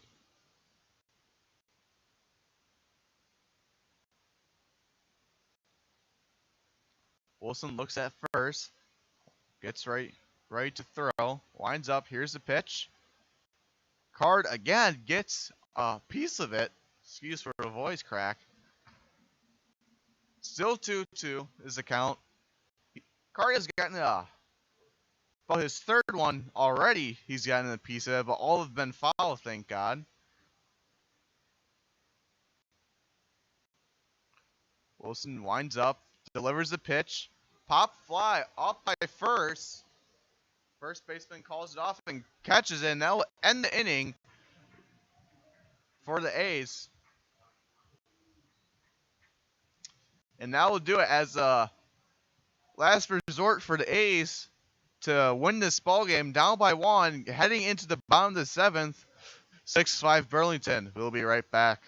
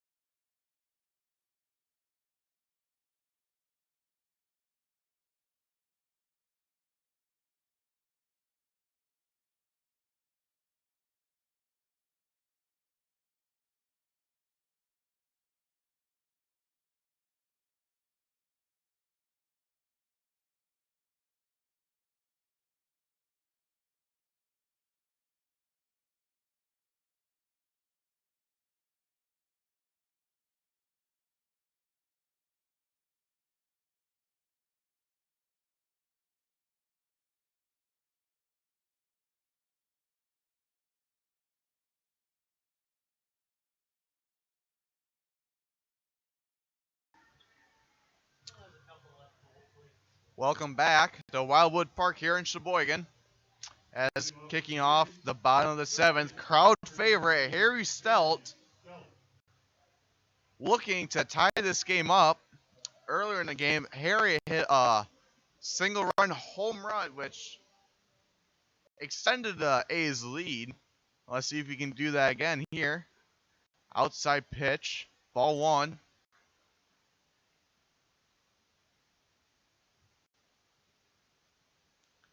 Bunton winds up, delivers a pitch. Little outside, but still called a strike. Crowd doesn't like that call. Harry steps out and steps back in. Button winds up, delivers a pitch. Pop fly up to shortstop, comes up, makes the play, and 1 out in the bottom of the 7th, which is not what you want to see if you're an A's fan. First baseman number 32, Jimmy Jurgensen. Now batting for the A's, first baseman Jimmy Jurgensen. Jurgensen is 0 for 3 on the day. 0 for 2 and a walk. My mistake. Gets the end of that one, sends that one foul. Counts 0-1 with 1 out. Jurgensen steps back in. Button winds up, delivers a pitch. Low pitch from Button, and that counts 1-1 with 1 out and no one on base.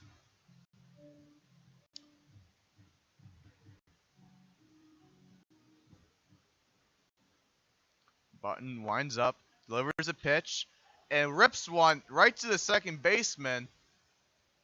It makes a throw the first, not after the first baseman kind of does a little twirl and still makes the play.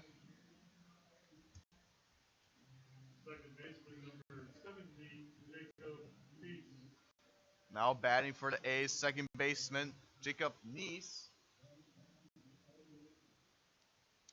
2 outs here, 1 more out, ends the game.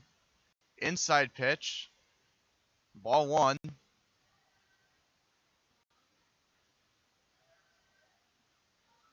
If you're an A's fan, you're just praying that Neese just gets a hit just to get on base, just so that this game can keep on going and gives Sheboygan a chance. Now Button winds up, delivers a pitch. High inside and gets called a strike. Counts 2-1. With the game on the line. And lets one rip.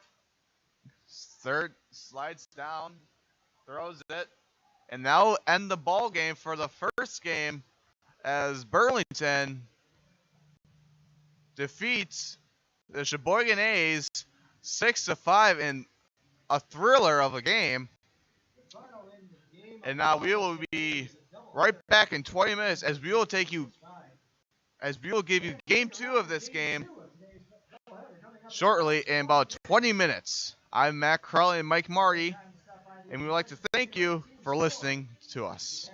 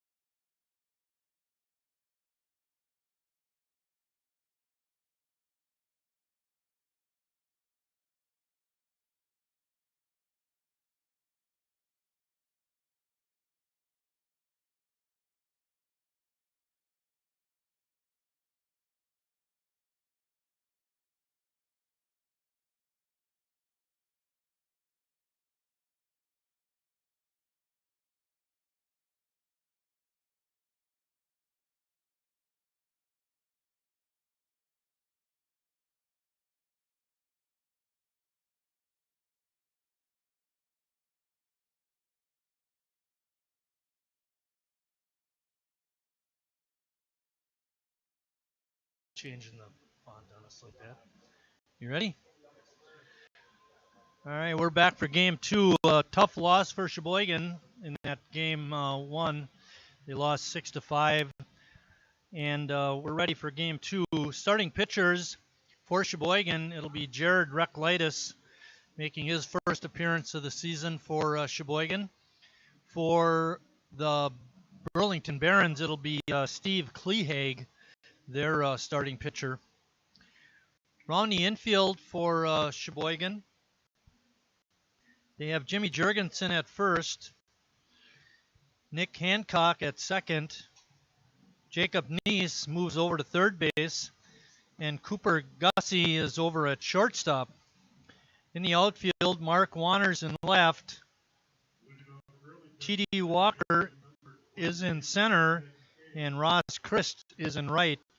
Catching again in this ball game will be Ethan Scherg, and like I mentioned, on the mound is Jared Reklitis.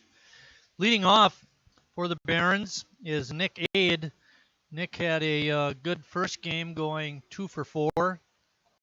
Made some nice plays at second base. Takes Reklitis' first pitch for a ball.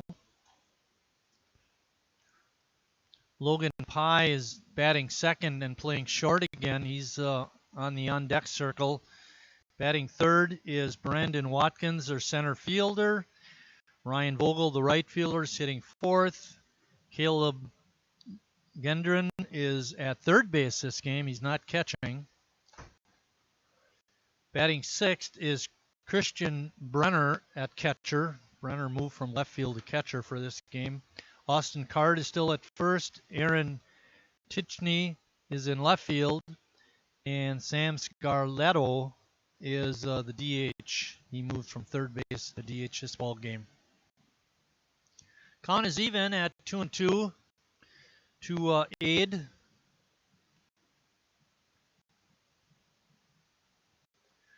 Sun is back out. Highly recommend come on out here and watch game 2 in person. Strikeout for Reklitis, and Scherg throws him out at first on a drop third strike. And that brings up Logan Pye.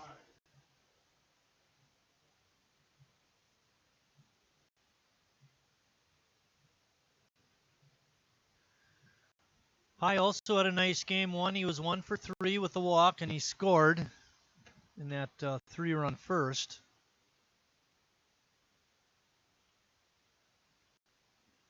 Fouls that first pitch off.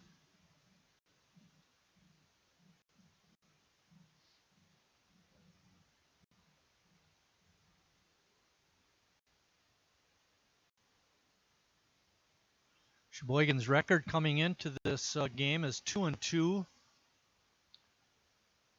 and 0-1 in the state league. Burlington 2-0, grabbing that early season lead in the league. Matt mentioned to you it's a 7-team league this year.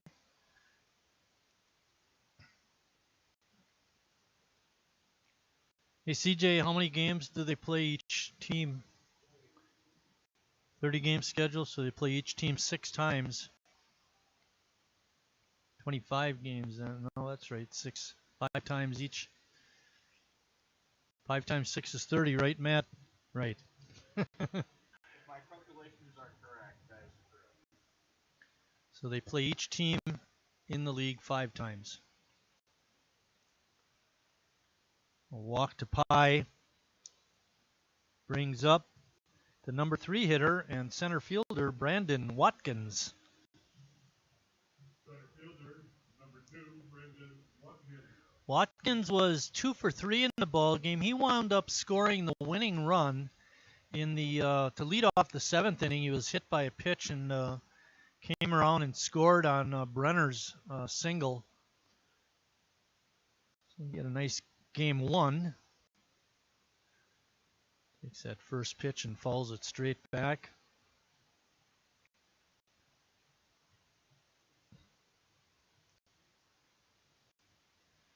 Neese at third, Gussie at short, Hancock's at second, and Jurgensen's over at first. They're all deep. Infield remain. Well, the throw to pick the runner off gets out into right field and allows the base runner, Pye, to move to second. Scherg had a tough first game, committing 2 errors, and he's got one already here in the first, game 2.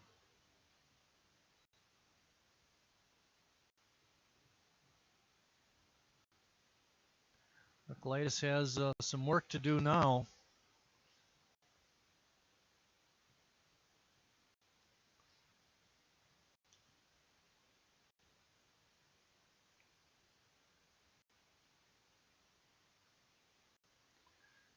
These doubleheaders are 7 innings, just like in the major leagues. Ball is hit hard to center.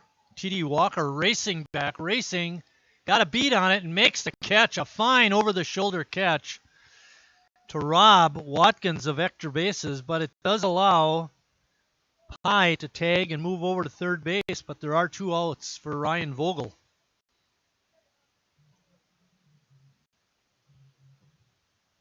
Right fielder, number 33, Ryan Vogel.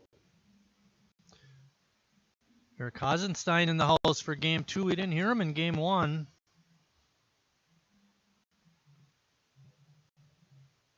Life is back to normal.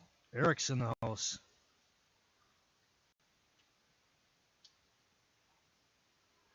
First pitch is a strike.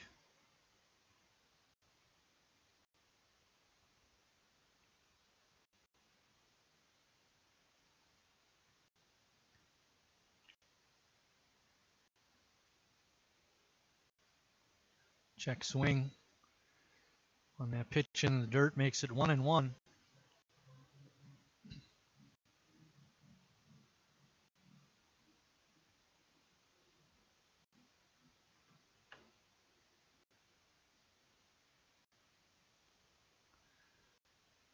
Bucklitis comes set and delivers. Swing and a miss. Good fastball.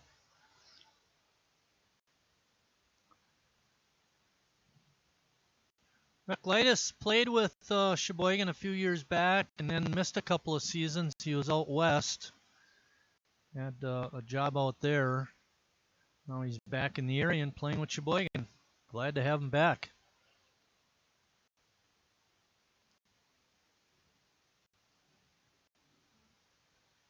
Probably the best part about having him back is there's another pitcher on the roster.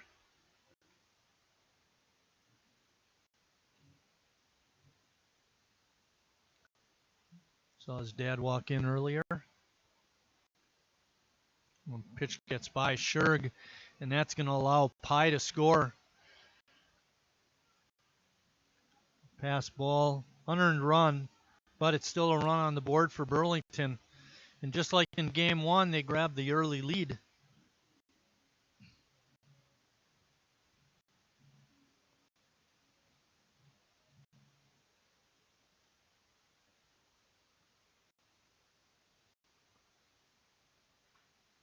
Right up the middle and through for a base hit for Vogel.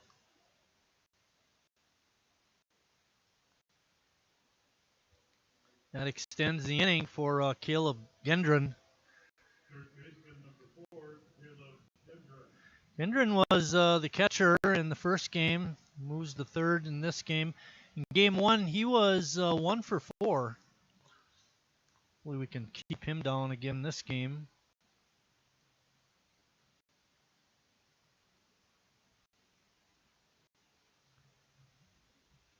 That was a pretty impressive catch by Walker earlier in the inning. Racing back, making that over-the-shoulder catch.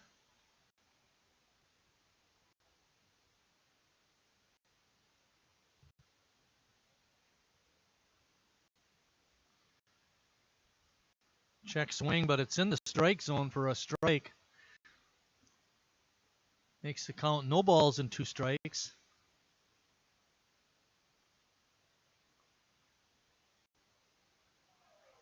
And strike 3.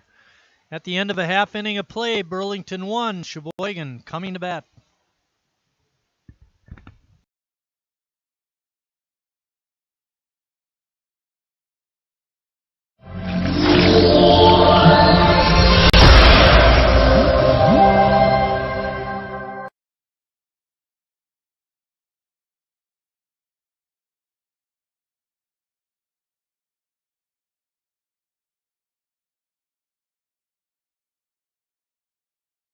Carrier asks, what does comfort mean to you? We know it means more than just the temperature. And the people who invented modern air conditioning keep inventing new ways to make you comfortable. Carrier, turn to the experts. For your heating and cooling needs, call Advanced Comfort Systems, Sheboygan's only Carrier. I'm not usually... I've never really been into this sappy, corny, mushy garbage. You know what? I'm going for it. You are completely and utterly... Awesome. Great. I'm glad you showed up. In my life! I could never get through this world without you. You are really close to my... heart! I think I'm about to cry. You better not. Every single time I... Get down! Get down! There you are. You always have... My back! My back! I'm so glad you're alive. It's like all these tiny little things. Yes, things are serious and kind of important. You gotta hold it like a baby bird. And please be quiet. Listen, you hear that? That's a little something I like to call Friendship.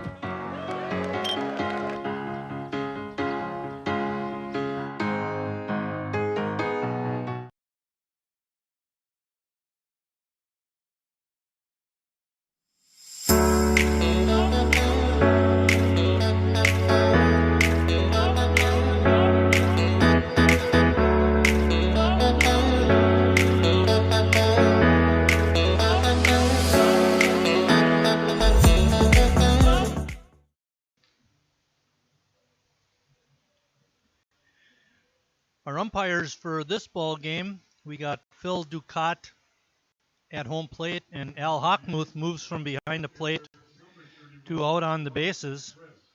Weather report, we got sunny skies. You can see out in center field the wind is blowing again from right field to left, so any fly balls will get a little bit of a boost there. See if I can find what the temperature is. We've got 65 degrees. It's a beautiful day. Highly recommend coming out to the ballpark. Our next live stream game will be Wednesday, June 2nd, when the A's host Kewaskum in the makeup game. That they had a rain out last week. They're making it up on Wednesday. And then on Friday, I think it is. Friday, they host Appleton for a 7:30 game. That'll be a Northeastern Wisconsin League game. And then they have a doubleheader weekend, 2 games against Joliet on Saturday and Sunday. Those would be exhibition games, right, guys? Non-league? That classify as an exhibition in my book. I don't care what you say. That's right, you better put a smile on that face, boy. Walk to Christ. Good leadoff for Sheboygan. That brings up Mark Warner. Warner was 1 for 4, but he did score a run. A lot of home games coming up for you fans to get out here and watch Sheboygan A's baseball. And Matt and I will be bringing you just about all of them. You got your schedule open, right? You can make it? Oh, for sure. Breaking pitch is in for a strike.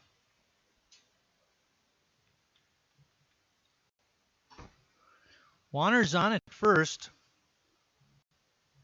Pardon me, Christ is on at first. He was had a couple hits in the first game with an RBI. Warner was 1 for 4. Chris takes off. It's a hit and run out into left center field. Chris is going to score. They're going to send him anyway. He'll make it. Standing up. Hit and run double for Warner leads to an RBI. And Sheboygan has tied the score at 1.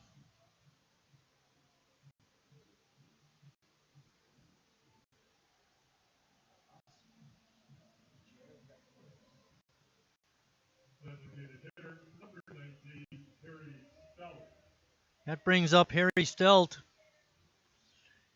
Harry had a couple of hits, including that long home run.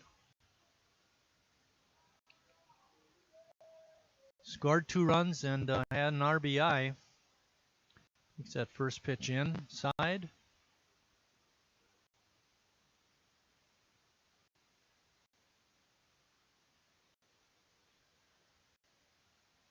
Harry liked the left-handers. Let's see how he likes this right-hander. Pitch rides way inside that time. Almost hit him on the arm. Jimmy Jurgensen, I know, is going to like a right-handed pitcher better than he did the left-handed Bunton. Jurgensen's waiting on deck.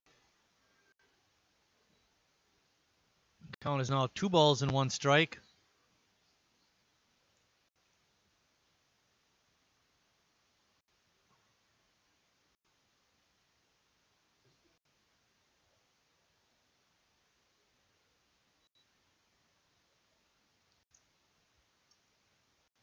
Count is 3-1.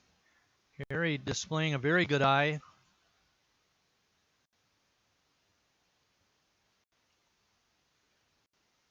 Line drive right up the middle. Base hit out into center field. Tim Moyer's waving Mike Warner around, and he'll score. Sheboygan goes up 2-1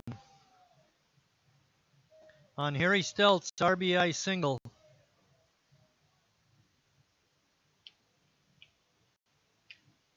And that brings up Jimmy Jurgensen. Jimmy had a tough first game. He was 0 for 3 and was issued. He did draw a walk. Actually, he didn't really draw it. It was an intentional walk to load the bases. It didn't work. Sheboygan wound up scoring runs after that. Jimmy not waiting around. Swings at that first pitch and fouls it back.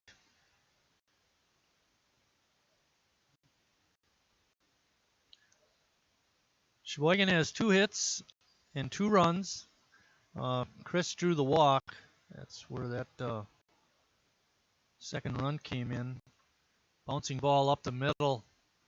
It's going to be a tailor-made double play. 6-3 double play. Making the nice pickup was a Logan Pye, and then a good throw to first. And that brings up Jacob Neese with nobody on and 2 outs. Well, it doesn't get much easier than that for a double play.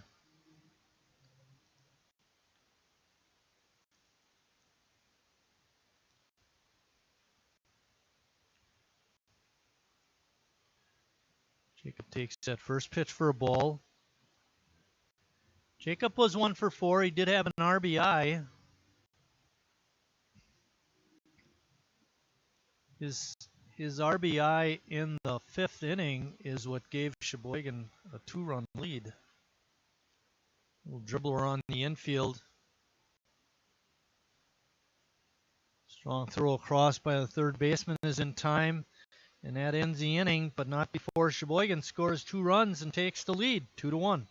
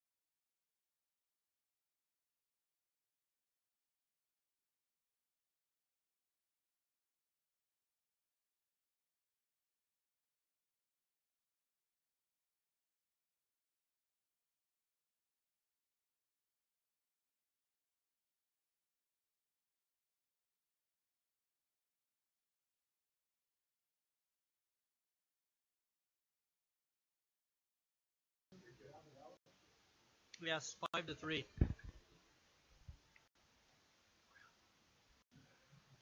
Getting ready to lead off the second inning is Christian Brenner.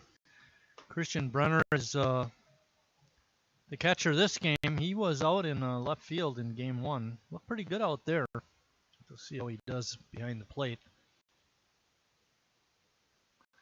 Recolaitis' first pitch is tagged in the right field for a hit. Brenner not waiting around. That brings up Austin Card. First baseman, number 55, Austin Card. Game one was snappily played, 1 hour and 52 minutes. Unfortunately, Sheboygan dropped it by a score of 6-5. All 4 games for Sheboygan on the season have been one-run games, according to CJ. I'm going to give you the line score from game one. We didn't have an opportunity to do that. For Burlington, they had 6 runs, 9 hits, and 1 error. Sheboygan, 5 runs, 9 hits, and 2 errors. Winning pitcher was Jason Bunton, and the losing pitcher was Davis Wilson. Wilson, a thud. No big bang.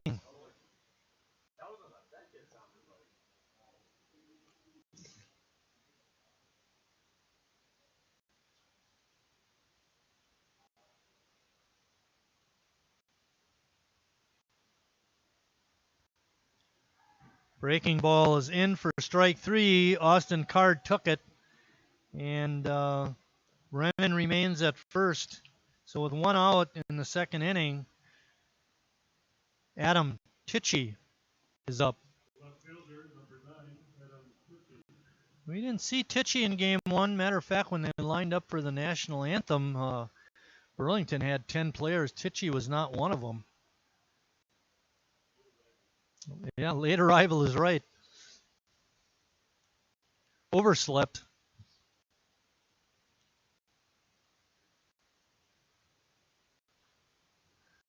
Pitch is fouled back. Driving up from Burlington, the word is that Tichy pulled off on an exit ramp and fell asleep and just slept too late. Got here a little late.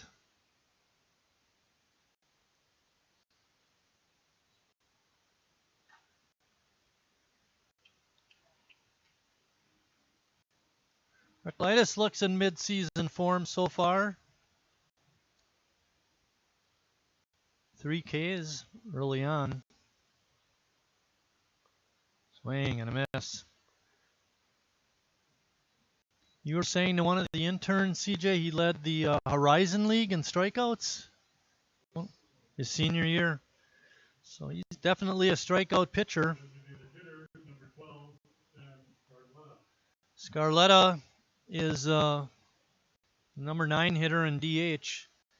Well, there are 2 outs with Brenner still at first. I think Recolaitis also has a little more savvy on the mound to keep runners close, not let them get running leads. Emery had a little trouble in that regard,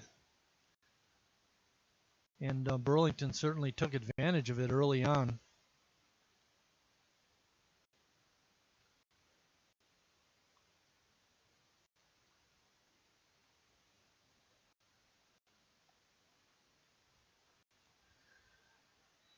Hard to lay off the high hard one. Swing and a miss.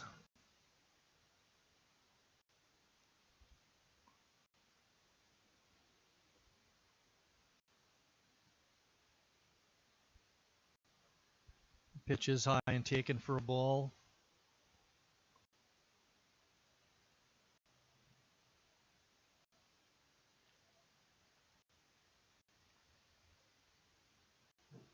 Brenner's taking a short lead at first. He's not going anywhere. Strike 3.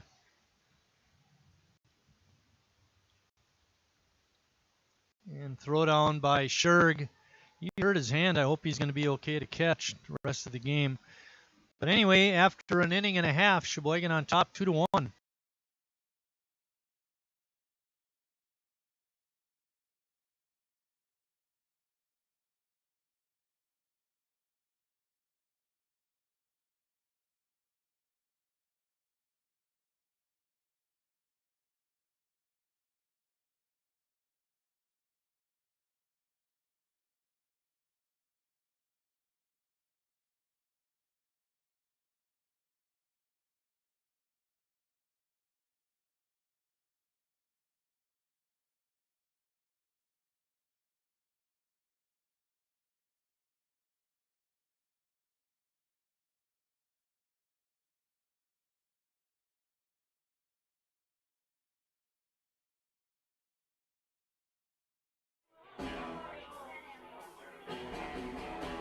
All right, guys, we got teriyaki, honey barbecue, and mild.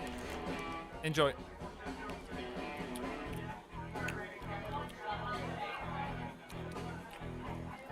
All right, DOA wings, hottest on the menu. You got a problem?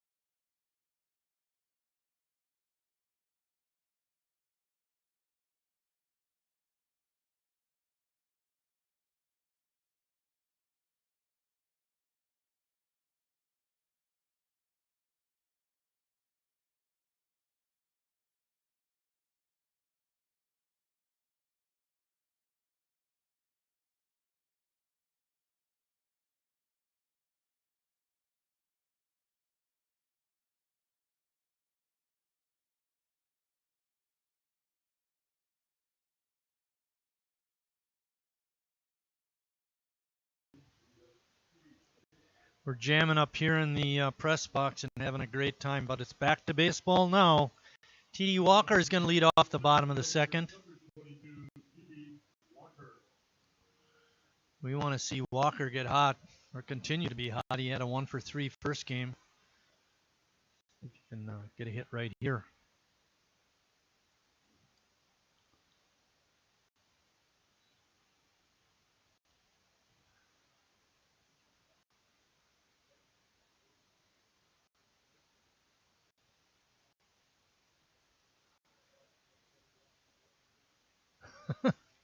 The press box is invited over to the Skeleton House for supper. Steak and ribs and shrimp. 2 balls and 1 strike to Walker.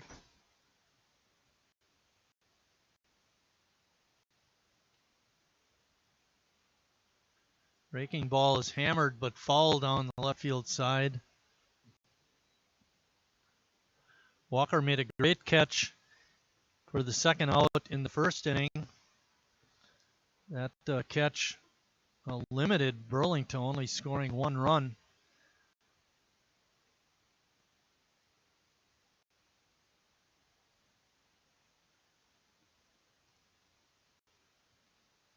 Pitch is just inside.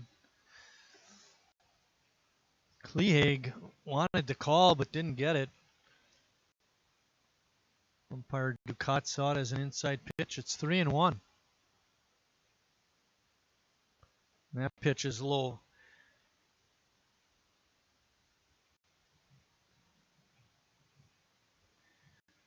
Cooper Gussie is up next. Cooper was the DH in game 1. He's playing short in this ball game. Gussie was 0-for-3 in game 1. Looking for his first hit of the day. Let's see what Walker does over at first.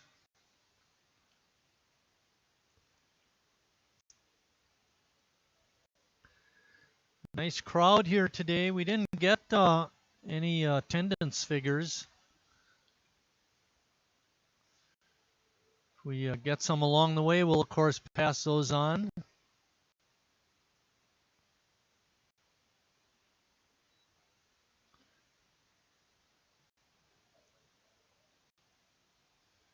Sunday is not traditionally a good day to draw a large crowd. And by Sunday standards, this is a very large crowd. Especially early in the year, although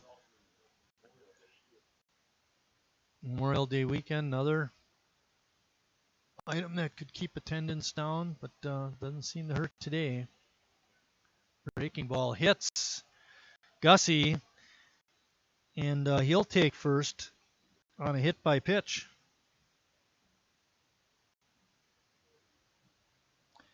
That brings up Ethan Scherg. The catcher, number 43, Ethan Scherg. Well, the way baseball used to be played, this is a perfect opportunity to lay down a bunt and advance the two runners. And that's what Ethan squared around the bunt, but took the pitch for a strike. If he really wanted to bunt it, that would have been the pitch to do it on.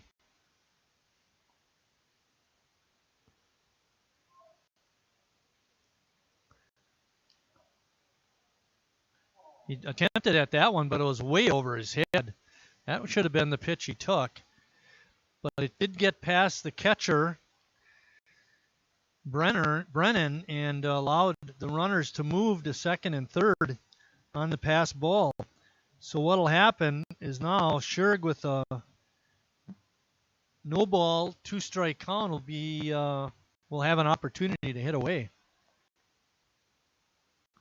And he swung and missed. Tough at bat for Ethan. Brings up Nick Hancock. Second baseman, number 45, Nick Hancock. Hancock has appeared in 2 games. He 1 for 4. Takes that first pitch and fouls it off.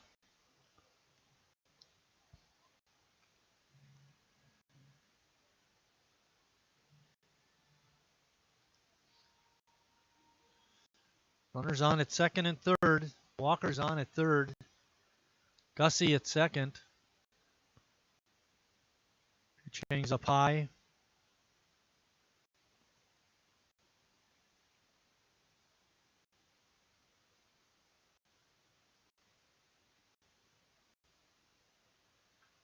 Bouncing ball to short. This will score a run.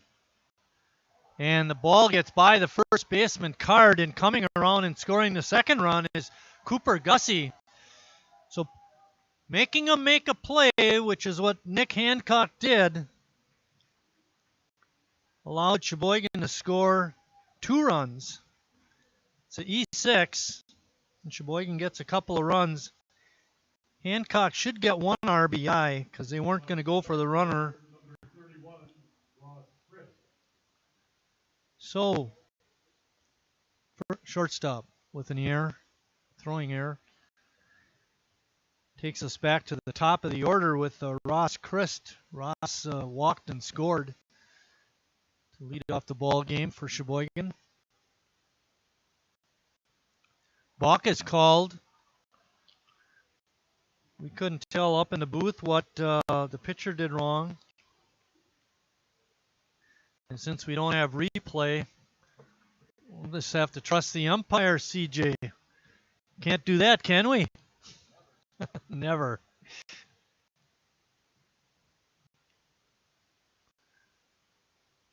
Another excellent call by Al Hockmuth. And another pass ball. And throw to try and get the runner at third, goes out in the left field, and Sheboygan scores another run. Holy cow. Put a tent on that circus. They're not playing very good baseball. So Hancock goes to third on a pass ball, and then he scores on an E2. And according to my chicken scratch, Burlington now has 2 errors in the ball game. Does empty the bases though. So Ross Christ is going to try to get the merry-go-round going again. It's 5-1 Sheboygan.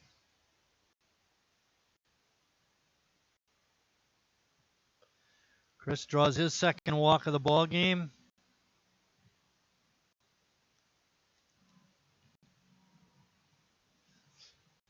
That brings up Mark Warner.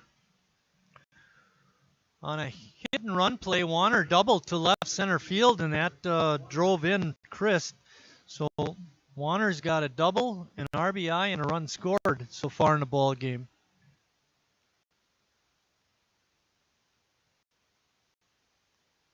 Chris takes off for second. He's going to make it standing. Got a great jump.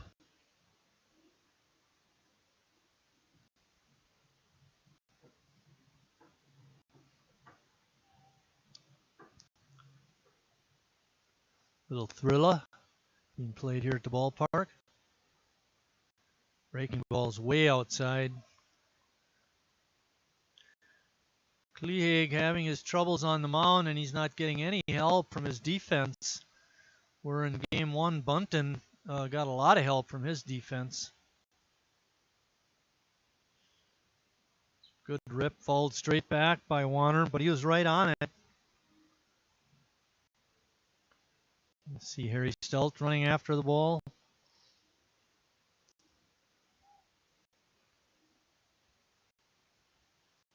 Fun at the old ballpark. More fun than game 1, that's for sure. Pitch looked a little bit up and out, but Phil Ducat saw it as a strike, and it's a called strike on Mark Warner. We now have 2 outs in the inning, and Harry Stelt is up. Harry had an RBI single back in the first inning.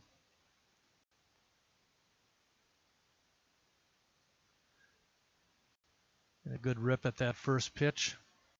Fouled it back.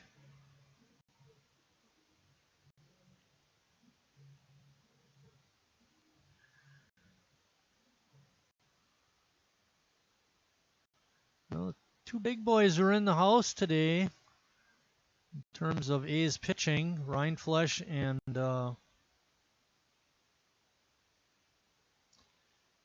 Rick Lightis. Schmitz, yeah, boy, I drew a blank there. But anyway, they'd not seen the field yet. Actually, Rindfleisch did a couple of times in the first game, but he was serving as a backup between innings catcher. So, guys, would you say that Sheboygan now is potentially 3 number 1s with Rick Lightis on the roster? CJ nods yes. Harry with a high fly ball out into center field. Watkins with the easy catch, and that ends the second inning for Sheboygan. But not before they tack on 3 more runs. It's now, after 2 innings of play, 5-1 Sheboygan.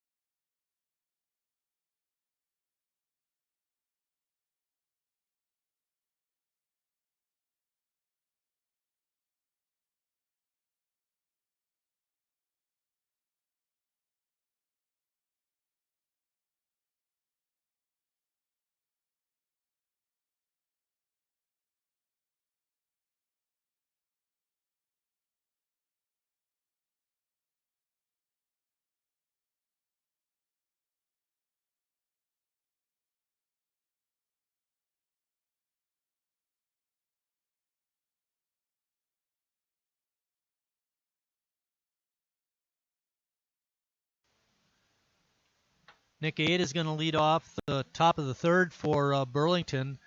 They trail it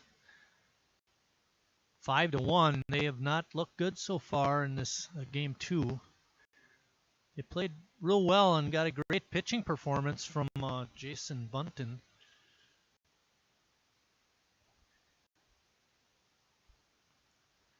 Give you his line. He pitched 7 innings, gave up 9 hits, 5 runs. 3 of them were earned. Did not walk a batter and struck out 3. Gave up the home run to Harry. Nice game for Bunton. Bill was telling me that over the next 6 days or so, Sheboygan will play 8 games.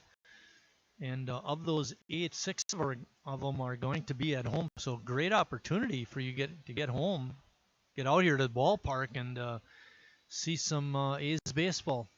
And we highly recommend that you do that. Nick Aid is out on strikes. That brings up Logan Pye. Pye reached on a walk, went to second on a throwing error, and then scored on a pass ball. Was not a good inning for Ethan, but he's coming back, doing better now.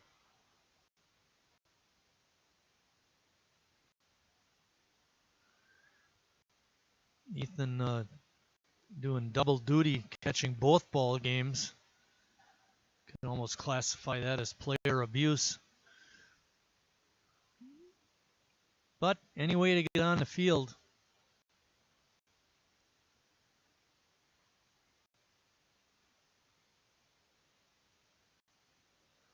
Glidus bringing the heater and falling it straight back was Pye.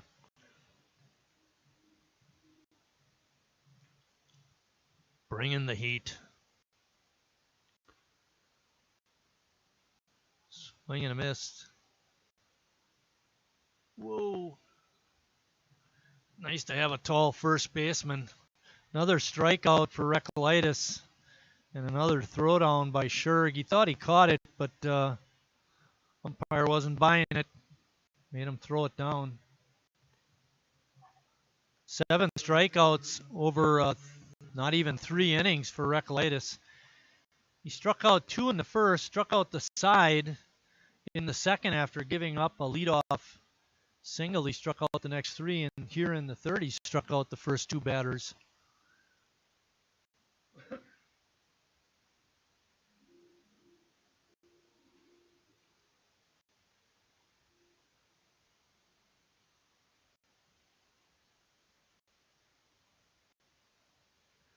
Breaking ball stays high. Evens the count at 1-1. We're in the top of the third. Sheboygan's up 5-1. Scored 2 in the first and 3 more in the second. And they've looked pretty good so far.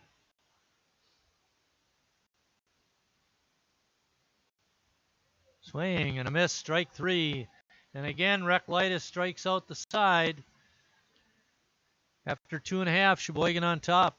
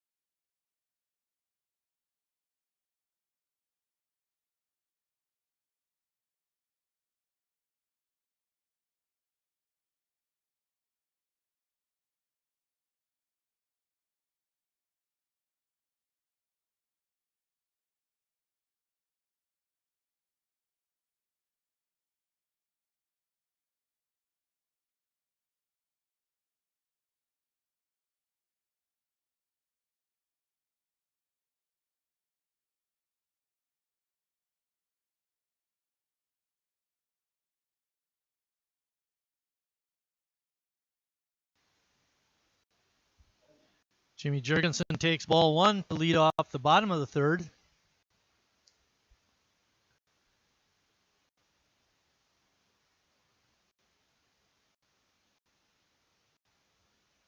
Sheboygan trying to earn a split in this doubleheader. Looked like Kleehage was going to pitch out of the stretch and realized there was nobody on base, so he stepped off and fixed his hat and went into the windup. Vogel drifts over and makes a catch in right field. Brings up Jacob Neese. We got to get him a different walk-up song. Didn't he have the same one last year?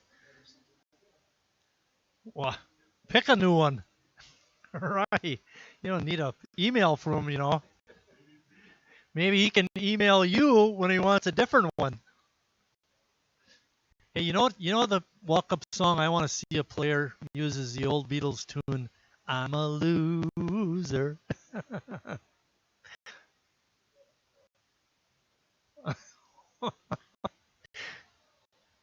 Deep drive to left. Off the wall. Hit off the Northwood sign.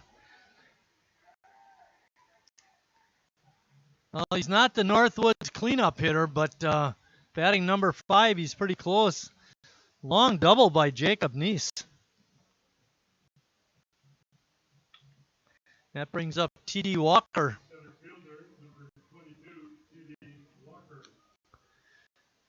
Dad, Ken comes over. I'll take those batting gloves, boy. Yeah, pick up your room.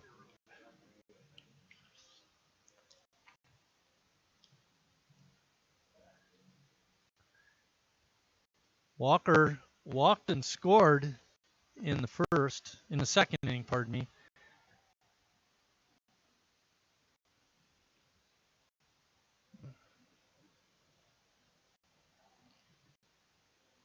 Swinging a foul on that first pitch.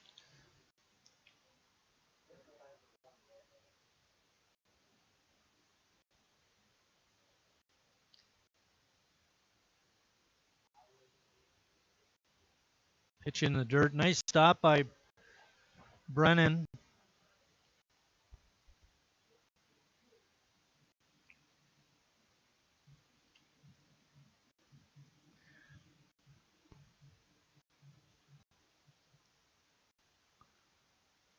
Neese on second. There's one out. Walker follows that into left field foul area beyond the fence. When in fact, it might have got out of the ballpark all the way on Denny and Donna Moyer Way.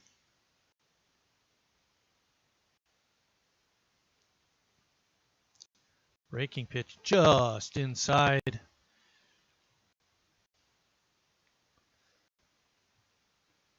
Count stands at 2-2. Neese still on second. We have one out. Sheboygan on top 5-1. Walker had a great pitch to hit and he popped it up on the infield. Kleehage makes the catch. Brings up Cooper Gussie. Cooper was hit by a pitch in the second and wound up scoring a run. He's going to have to come through with a clutch hit.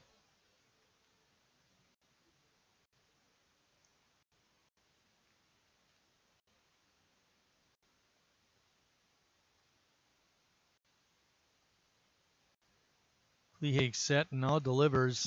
There's a line drive out in the left field, a base hit. Neese rounds third. He'll score standing up. And a nice base hit by Cooper Gussie to extend the A's lead to 6-1.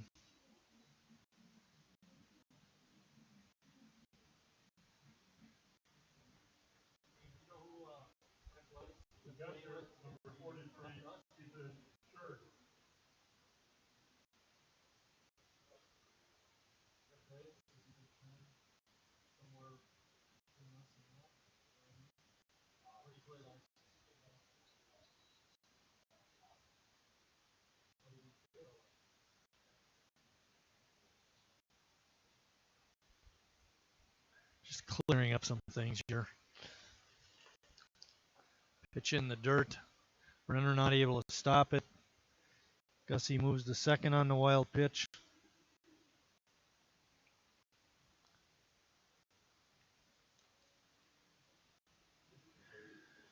So we'll wait till the next half inning. I want to talk a little bit about Jared Reklaitis.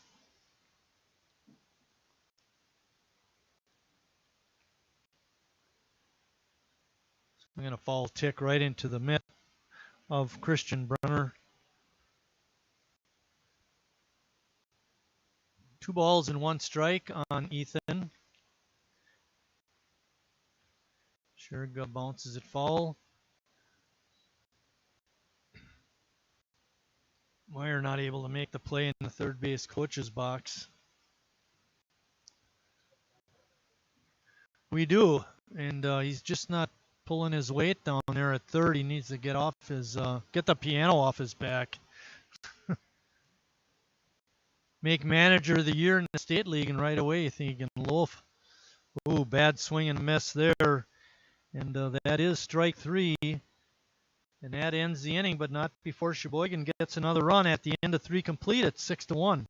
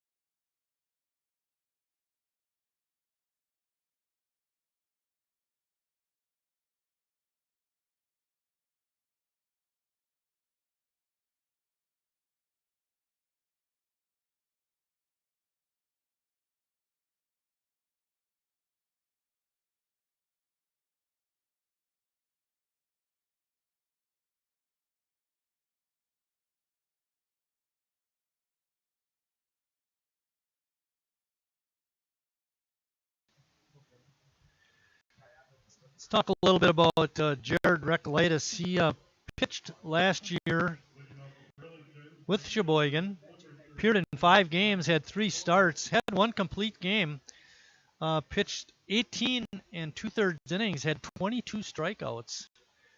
Only had a 1-2 record, however. But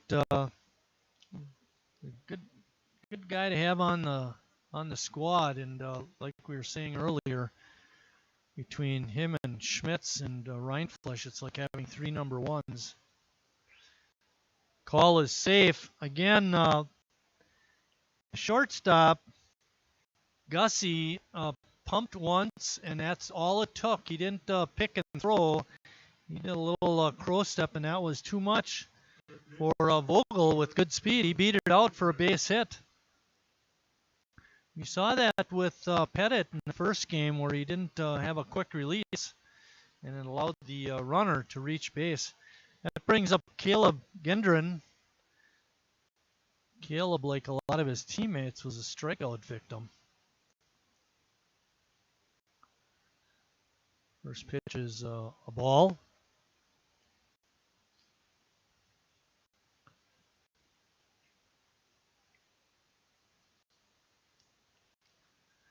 Drive out to center field. Racing in is Walker, and it drops between him and Gussie. It's another base hit for Burlington. A good start for them in the 4th inning with a couple of singles. And Christian Brenner is up next.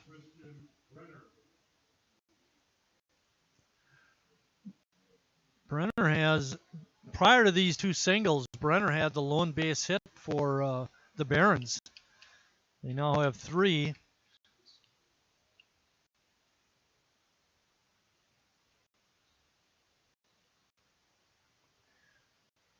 Brenner not waiting around, takes a rip at that first pitch and fouls it back. Vogel's on at second. Gendron's on at first. There's nobody out. We're in the 4th. Sheboygan up 6-1.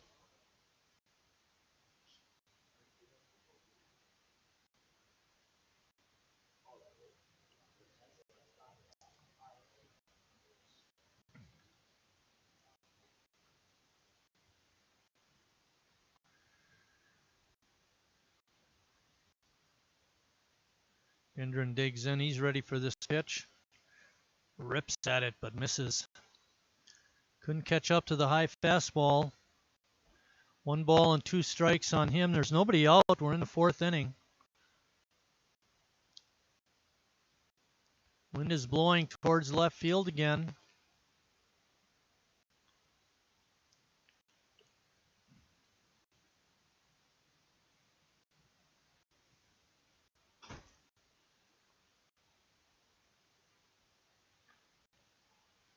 Ball is hit out to left deep, racing back, not being able to make the catch is the left fielder Warner. Throw comes in and trying to score.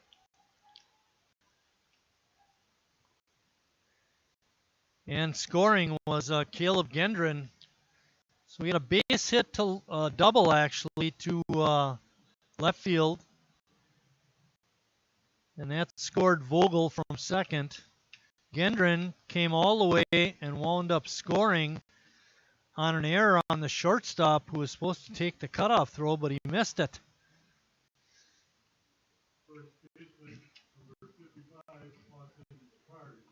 So a real bad start to this 4th inning for Sheboygan. 2 runs in. Brenner on second with his double, and there's still nobody out. Yeah, the throw was good enough to the shortstop, and then Gussie bobbled it. And then the runner that was going to stop at third base, Gendron, wound up scoring the run. Card offered at it, and there's a strike call there. I mean, you could give it to the shortstop or you could give it to the left fielder, I guess. But there was an error involved.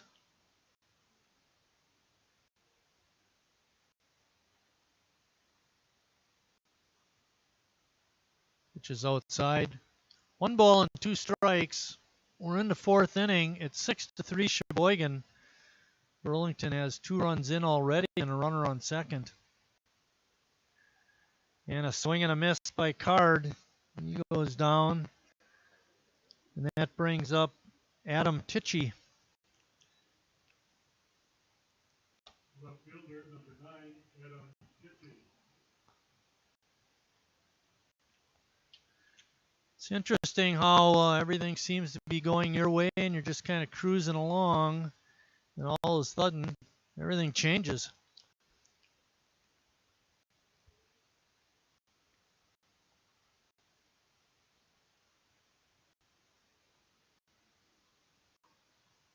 Hauled straight back. What, it looked like it was coming right in the booth, didn't it, Matt?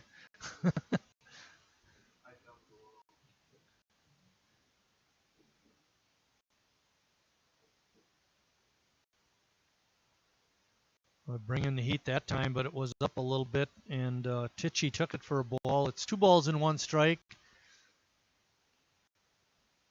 Reclitis working very quick. The ball is hammered out to right. Ross Christ retreats, makes the catch. And tagging up and moving to third is Brenner. Good base running by him.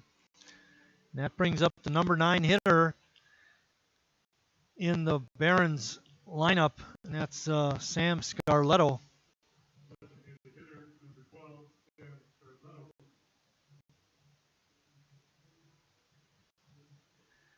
So Burlington in the inning has 2 runs, 3 hits, There are 2 outs with a runner on third.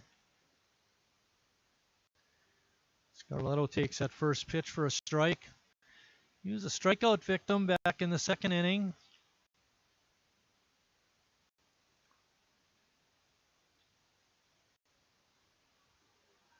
Oh, painting the corners there. Good pitch by Jared.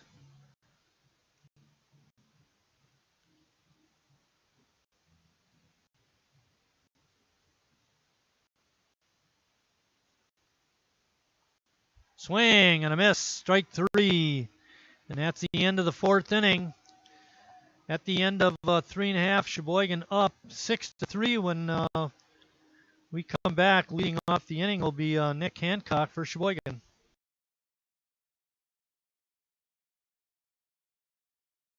I'm not usually... I've never really...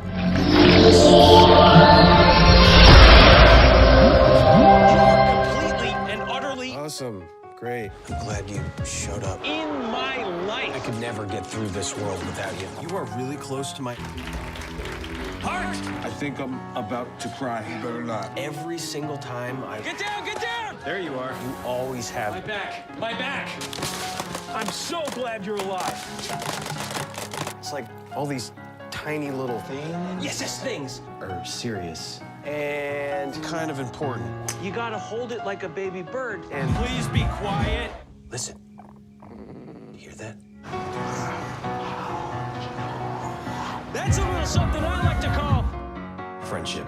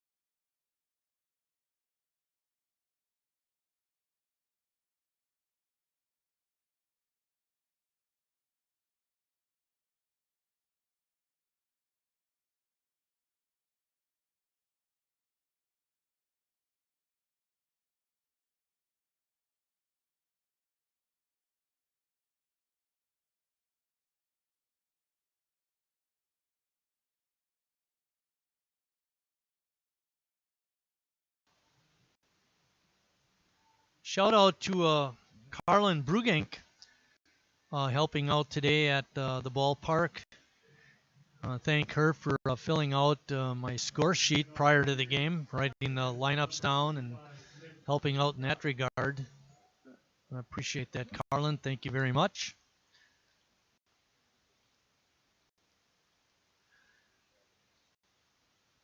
Nick Hancock leading off the inning. Nick reached on an error and scored in the second. Also had an RBI.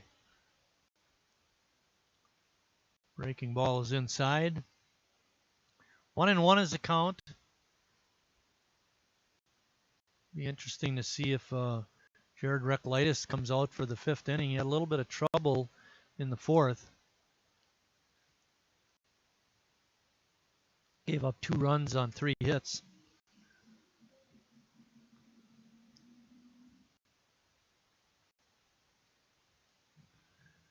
Of the 3 runs that Jared has allowed so far, only one of them is earned.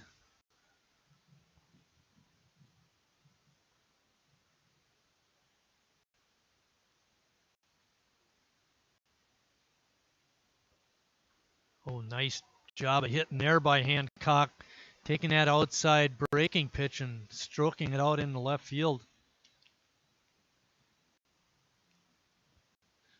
That's just how Denny used to do it. Except there was always a shortstop there or second baseman. That brings up the leadoff hitter, Ross Christ, Ross has walked twice in the ball game and scored a run.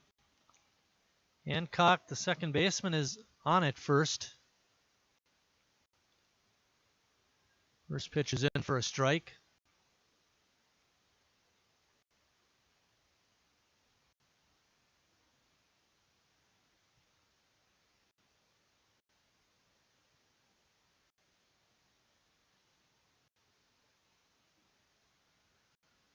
Quick move by Kleehage.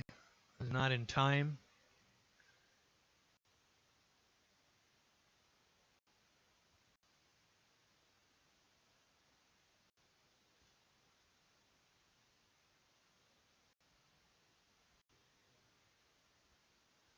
Good rip. Coming up empty on the swing was Christ.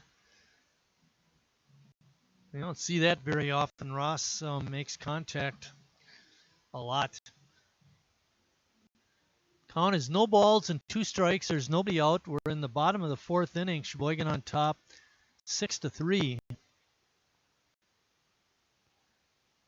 Runner is off on the pitch, and Hancock's going to go back to first as Chris fouled that pitch off.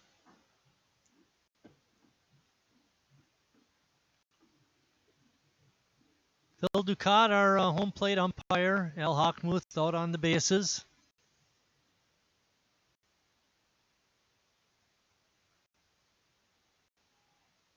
Hancock going again, swinging a miss. Slides into second. He's safe on the steal attempt, but Christ is out on the strikeout. So give Hancock a stolen base. And that brings up the number 2 hitter, Mark Warner.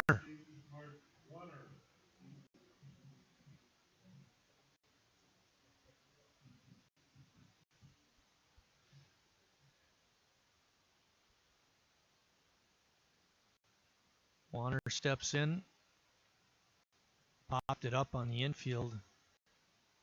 Going back and making the catch was Nick Aid. Aid, the nice little player out there. Made a lot of nice plays in game 1. And Hancock still on second. Harry with an excellent opportunity to drive in a run. Harry's 1 for 2 in the ball game. Singled in a run in the first and flew out to center in the second. Pitches inside, ball 1. Matt Crowley's going to be announcing innings 5 and 6. I'll be back for the 7th inning, so when we're done here, you can look for Matt when we come out of the commercial break. Card racing over and couldn't make the play. That should be a E3, pardon me, on Austin.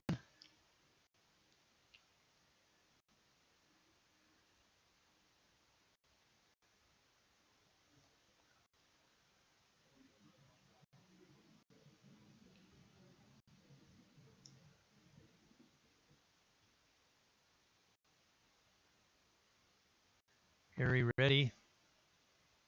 Pitch in the dirt by Kleehage.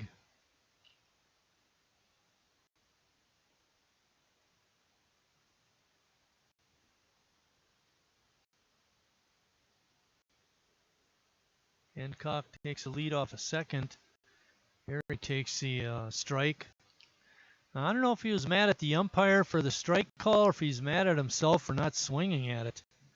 Looked like a pretty good pitch. In either case, deuces are wild. 2 balls, 2 strikes, 2 outs, man on second. Harry lofts one out into short right. It's going to drop for a base hit. And coming around and scoring is Hancock. And Harry comes through with a 2-out, 2-strike RBI hit. Sheboygan gets one of those 2 runs back. That brings up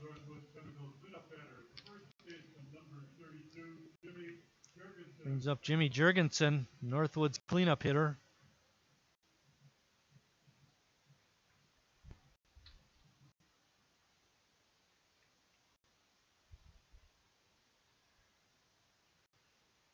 Sheboygan hitters not wasting time. They're getting up there and swinging at Kleehage. He's a strike thrower, so you might as well stand up there and swing at him.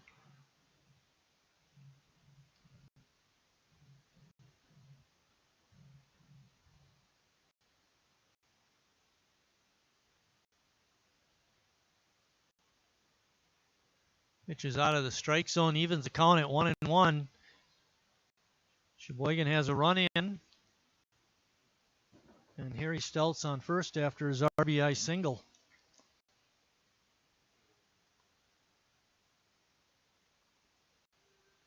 Late call by Ducat, but he liked it. Kleehage liked it. And the catcher, Brenner, liked it even better.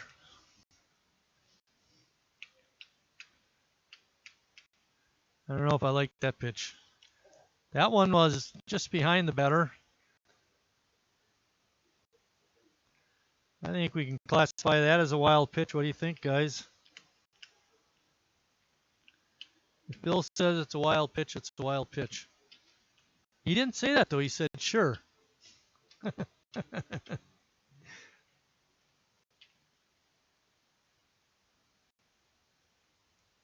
Swing and a miss. And that ends the fourth inning, but not before Sheboygan picks up another run. At the end of 4 complete, it's 7-3 Sheboygan. When we come back, Matt Crowley will be your play-by-play guy.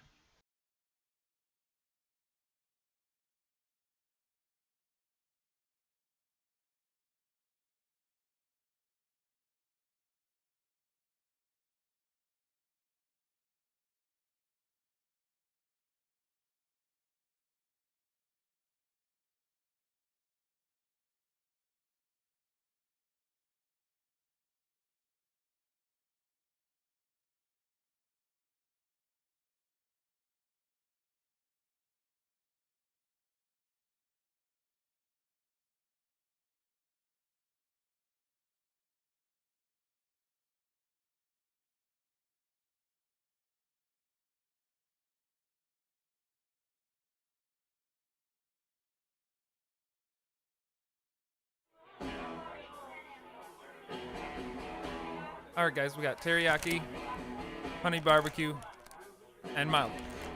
Enjoy.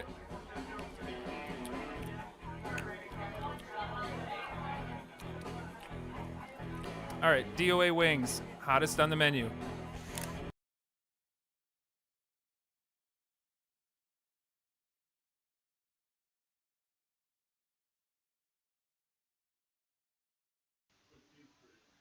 Matt Crowley here, coming back at the top of the 5th, back in Wildwood Park.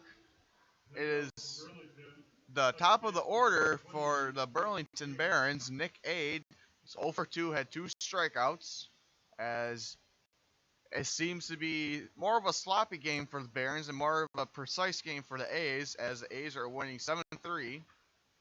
Let's one rip. Diving attempt. Made by Hancock. This just reach will be a base hit. Just a base hit single. Shortstop, number 11, Logan Pye. Logan Pye is 1 for 2 on the day. A single and then a strikeout.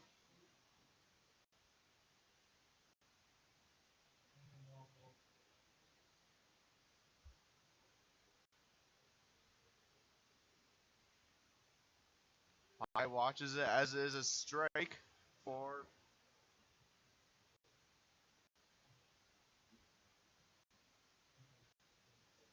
Recklitis.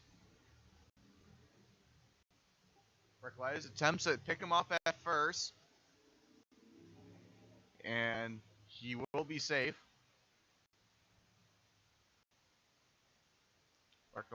Recklitis up on the mound again and getting ready. Winds up, throws a pitch. Couldn't tell if that bounced off the bat or hit his elbow, but I guess it's going to be a foul ball, so it bounced off his bat.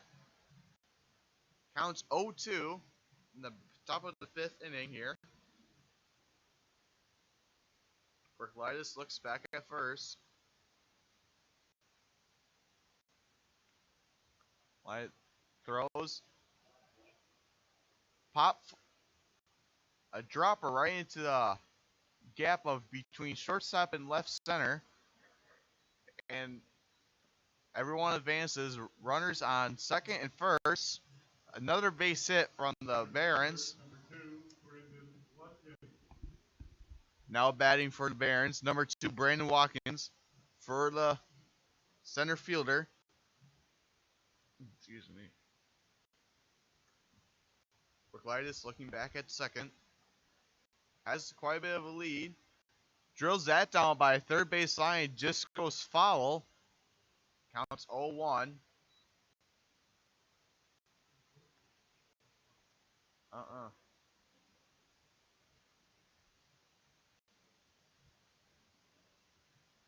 8 on second and Ryan.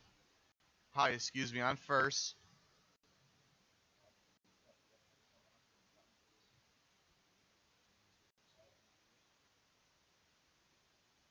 Berklitis looking back at second. Throws the pitch. Swing and a miss from Watkins. Counts 0-2 with no outs here in the top of the 5th.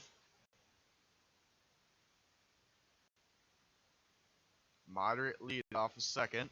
Moderate lead off of first as well. Berklitis throws. Pop fly up. Jorgensen is there to make the play. The pop fly out in foul territory. 1 out for the A's. And batting up next is Ryan Vogel. He's 2 for 2 on the day. 2 for 2 on the day for Vogel. Still runners at first and second, 1 in scoring position. Fancy footwork by Berklitis as he does a spin. Looks like as he was going to throw at first, but then hangs on for a little longer and throws at second.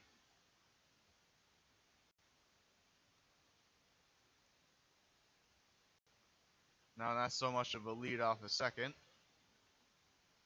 Swing and a miss from Strieg.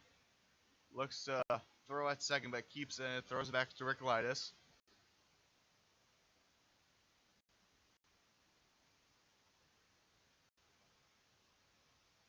All 1 is the count here in the top of the 5th. Breaking ball. Looks like a strike. Berklitis doesn't like the call. But 1-1 is the count now with 1 out. Top of the 5th here. 76 pitches for Berklitis and make that 77 now. Just a little bit, just past halfway through the game at this point. Sheboygan has a moderate lead over the Barons. Barons lets one rip into right field. One comes around at home. One comes in. One stays at third. The base hit RBI for Vogel.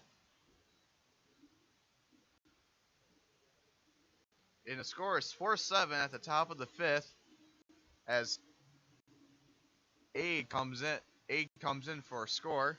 Third baseman number 4, Caleb Gendron. Now batting for the Barons, Caleb Gendron. Now a visit to the pitcher's mound from the manager, Tim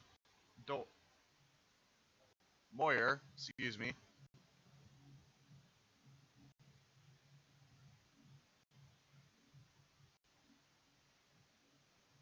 Don't know what they're going to do. You can't see if there's anyone in the bullpen for Sheboygan, so we don't know if they'll maybe change one of the infielders with the pitchers, or they're just going to keep him in for maybe another half inning or so. Just a little pep talk, looks like. And Berklitis will stay on the mound for the A's.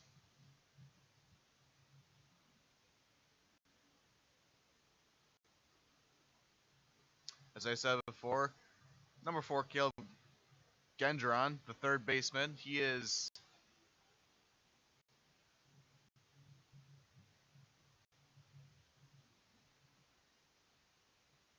1 for 2 on the, not for today, but for the game, as I should say. Reclitus throws low, ball 1. Runner in scoring position on third and runner on first. Reclitus looks back at first. Here comes the pitch, a high pitch, ball 2.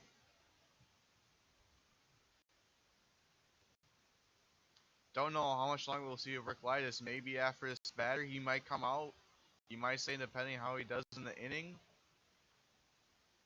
Foul ball goes off the foot of the batter. Counts 2-1 with 1 out here in the top of the 5th.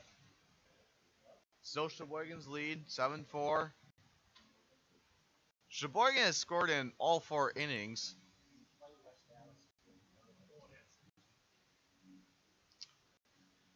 Two in the first inning, 3 in the second inning, and a pair of runs in each last 2 of the innings. Now, Burlington is finding his groove again, scoring 2 in the 4th and 1 in the 5th. Yeah, pop fly right over third with a broken bat, and Pye will come in and score for the Barons, and the score is now 5-7. Burlington is starting to find his groove again, and now 7 hits just within the last 2 innings for the Burlington Barons. And now batting for the Barons right now is Christian Benner, the catcher. Swing and a miss. Kind of pops out Shriek's glove real quick. Still 1 out in the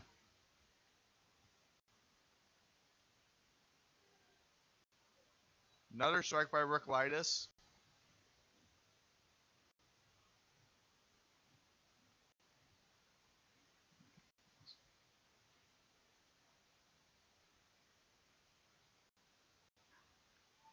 Another one, ball deep into left. Caught by Warner. 2 outs now. Now batting for Burlington is Austin Card, the first baseman. And he is 0 for 2 on the day. Well, not for the day, I should say. As for the second game. Still 2 runners. Lower corner. Calls in the strike zone. 0-1's the count. Still runner on second and first. 2 outs here in the top of the 5th. Winds up. Pops fly over the net and onto the road, and doesn't seem any cars. Oh, well, car almost ran over the ball, but no cars were hurt in the process of it coming down. Outside pitch, and while Shriek's gonna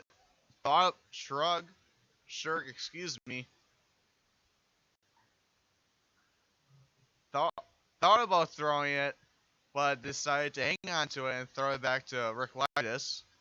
Wild pitch by Reclitus. So now there's a runner on first and third. Easy scoring position.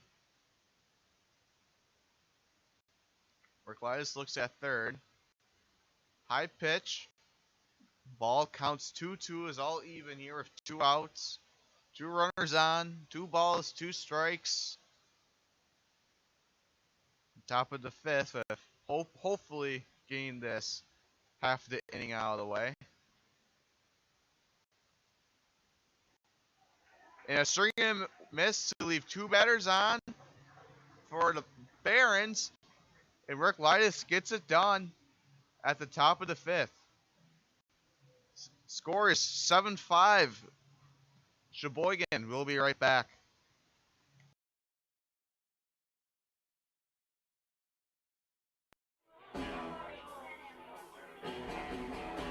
All right, guys, we got teriyaki, honey barbecue, and mild.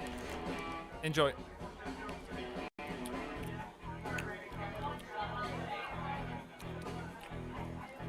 All right, DOA wings, hottest on the menu. You got a problem?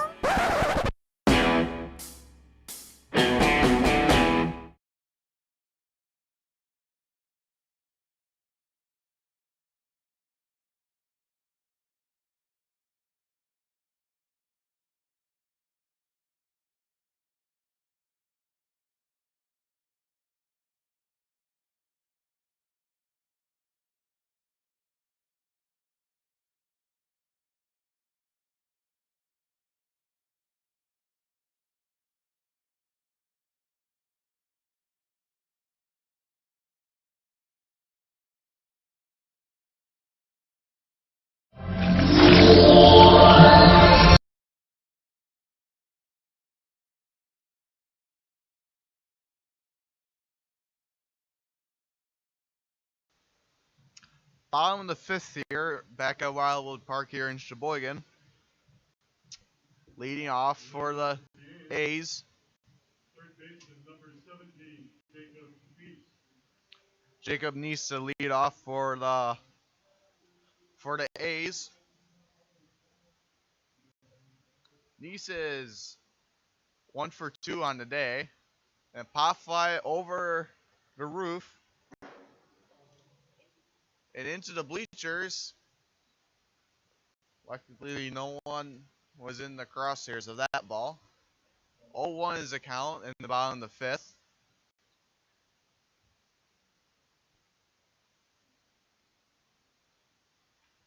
Another hit by Nice, line drive to third base. Third base throws to first, stretches, and call is out at first.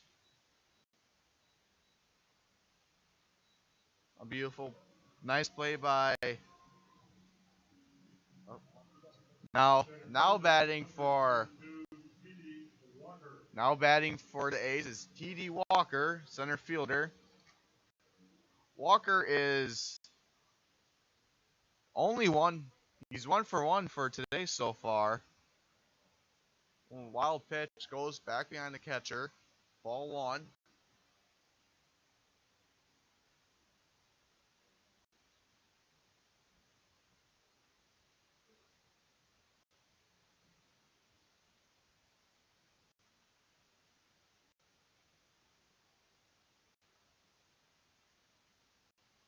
Ball in the dirt, bounces off the catcher, goes by the Barons dugout. Gendron. Oh, excuse me. Gussie, excuse me. Not my day today. Another ball, 3-0 is the count here in the bottom of the fifth. Too close of a game, only 2 runs. Sheboygan looking to add to their lead. Strike 1 from Clehag.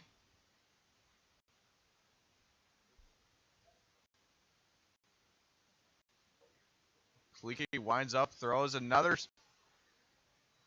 low ball, will be ball 4. Now batting for the A's, Cooper Gussie, the shortstop.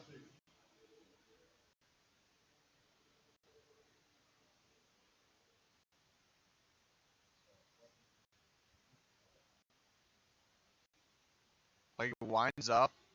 Bottom corner, nicely placed ball by Clehag, which it'll be a strike.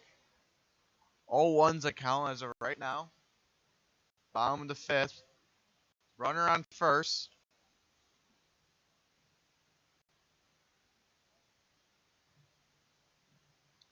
Clehag tells his catcher to take his time.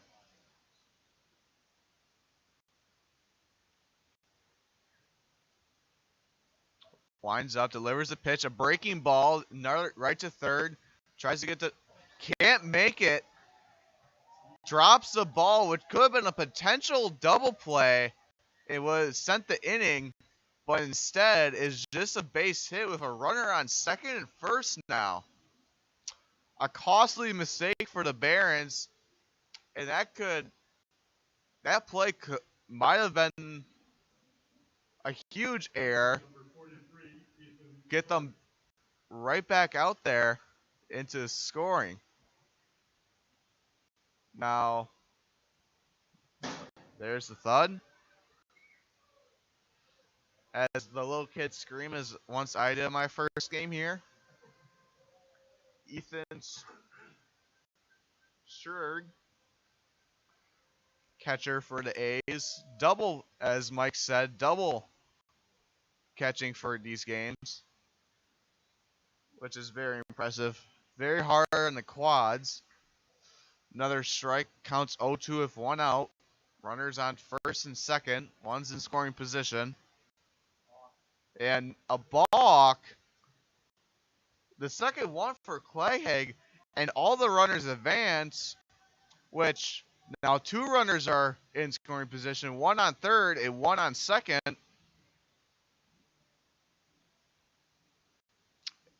And now Scherg might have an opportunity to bunt, which I take that back. He won't bunt because you don't bunt on two strikes. And a very high inside pitch. He swings. He knows that he shouldn't have. Now two outs now after Scherg's strikeout.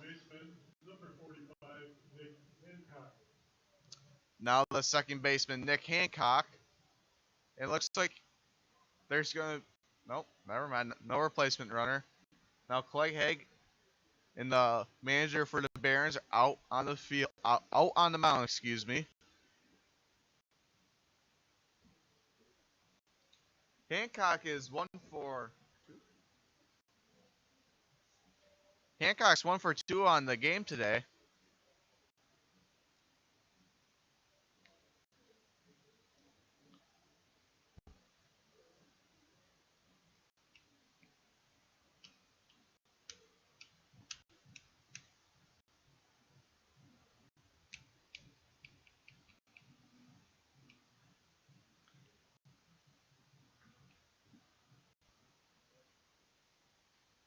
Sheboygan doesn't want to leave any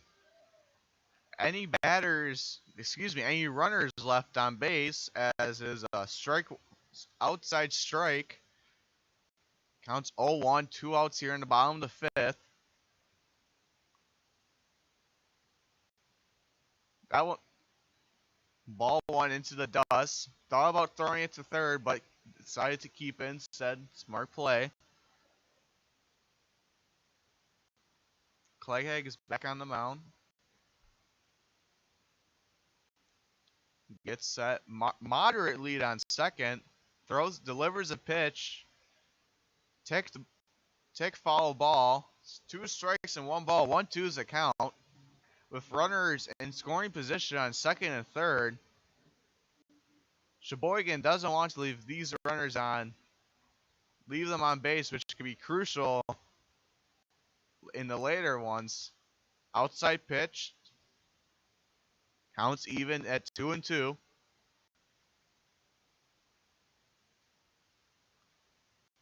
Clayhag's hoping for a strike here. Sets up on the mound. Lines up, delivers a pitch. Inside breaking ball. Full count, 3-2-2. With 2 runners on. Hancock has the fate of his inning in his bat, really. Delivers low ball and walks in. Bases are loaded.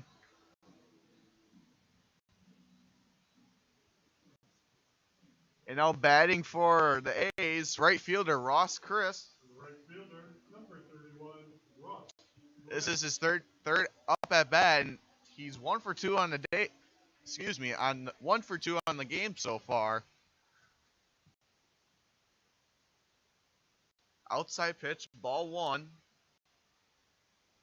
A base hit is all that Sheboygan needs just to score in 1 run. I mean, it would be nice if he would hit a grand slam because everyone loves grand slams. Third baseman is shortstop running. Couldn't make the play. It fell, and shortstop got there and dove for the ball. Considering that the ball was closer to third and right field, and the shortstop came all the way from his position just to get a diving attempt on it. I respect the hustle. Counts 1-1 with 2 outs here. Bases are loaded.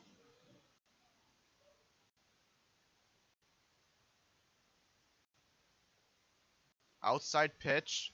2-1's a count.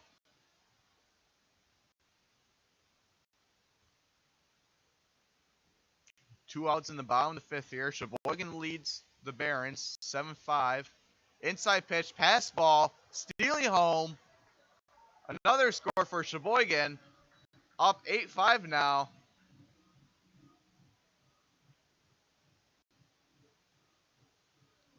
With still runners on in scoring position on second and third now.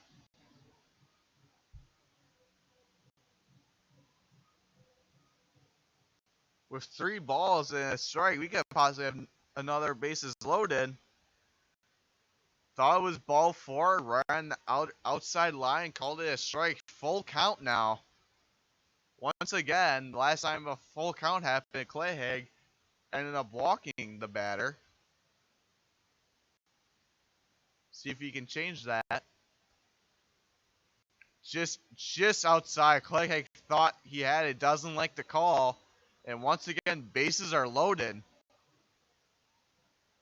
Mark Warner, the center fielder, is 1 for 3 today on game. Just for me, just by being here, Warner is probably one of my favorite players to watch.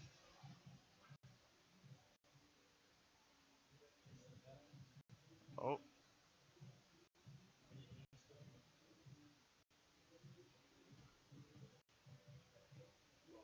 Oh, sign up out on the field. Go Billy, number 15.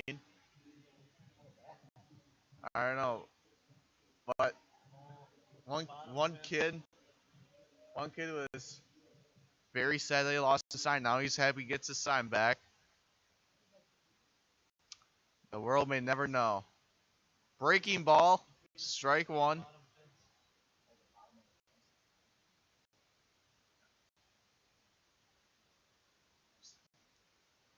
Bases are loaded here in the bottom of the 5th. Another low strike, counts 0-2. With bases loaded, Sheboygan already scored 1 in the inning. Up 8-5. Even though no matter how big the lead Sheboygan gets, it only comes down to within one run each game. Oh, almost caught. Got it on the back bounce. Count still 0-2.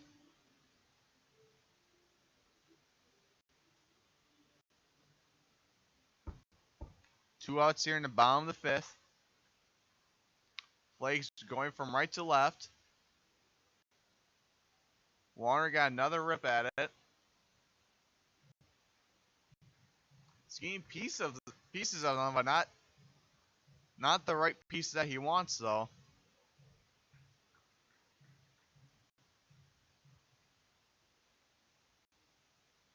Clayhay delivers the pitch.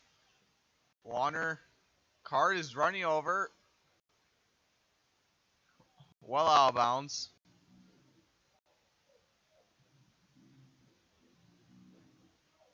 As you hear the music playing in the background, it sounds like there's going to be that one person that says go Pack go instead of go A's go.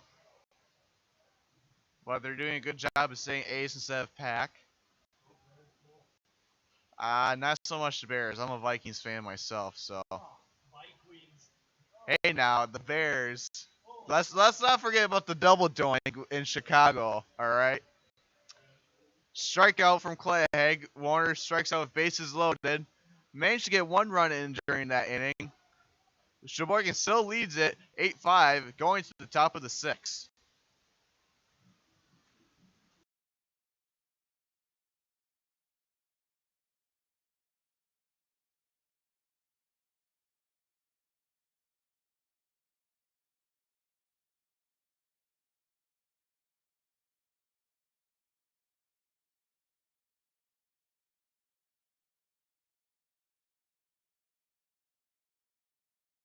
I'm not usually. I've never really been into this sappy, corny, mushy garbage. You know what? I'm going for it. You are completely and utterly awesome. Great. I'm glad you showed up. In my life. I could never get through this world without you. You are really close to my heart. I think I'm about to cry. You better not. Every single time I Get down, get down! there you are. You always have My back, my back! I'm so glad you're alive. It's like all these tiny little things. Yes, things are serious and kind of important. You gotta.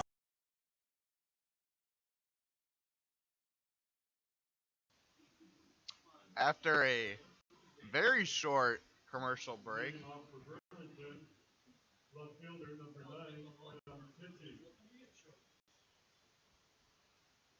leading off the top of the 6th for Burlington is Adam Tichy, the left fielder. He is 1 for 2 on the game. Gets right in the dirt, throws him out at first. 1 out is what Sheboygan needs. This could be the very first game, and for Sheboygan, that may.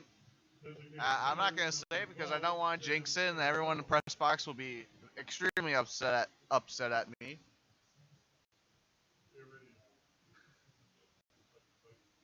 And hey, now I didn't say Bears. No. Well, if I was a Lions fan, I would just. I don't know how I would feel.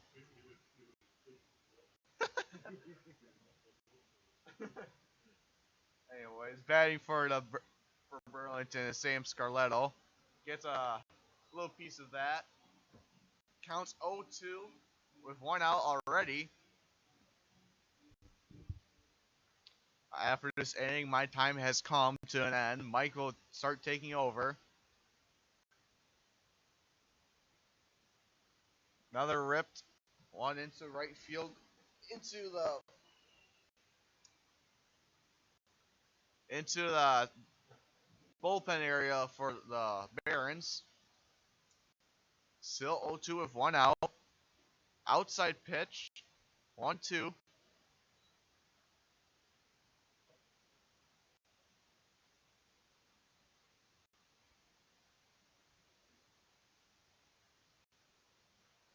Another rip at it. Still can't get it to go fair. Ricklitis still pitching. Nick Aid being the little ball boy out there. Grabs the ball. Ricklitis sets up on the mound. Delivers a pitch. High inside pitch. Almost hits the batter. Now, it went from a 0-2 count to a 2-2 count. Now, Ricklitis is stepping up to throw.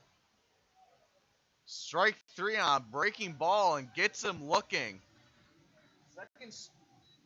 Second strike for Ricklitis. And they just need one more. Second baseman, number 28, Nick Aid. Now, at the top of the batting lineup, number 28, Nick Aid, second baseman. 2 for 3 on the day. On the game. Excuse me, I am not in the mood. 1 hit and struck out twice.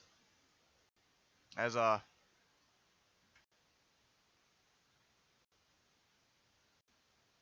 Ricklitis throws back-to-back strikes after getting back-to-back 2 strikes. Let's see if he can make it 4. Get him swinging, and he got him swinging to end out the inning. to end out the top of the 6th inning here with 2 strikeouts. Sheboygan doesn't let up a run in that inning after giving up 4 in the last 2 innings.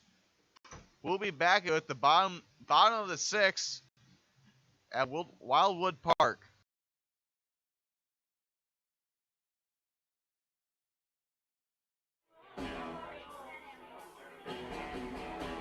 All right, guys, we got teriyaki, honey barbecue, and mild. Enjoy.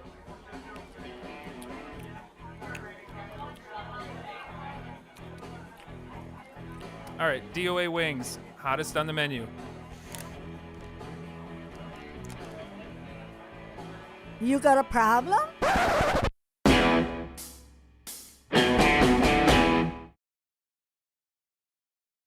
Carrier asks, what does comfort mean to you? We know it means more than just the temperature. And the people who invented modern air conditioning keep inventing new ways to make you comfortable. Carrier, turn to the experts. For your heating and cooling needs, call Advanced Comfort Systems, Sheboygan's only Carrier factory authorized dealer.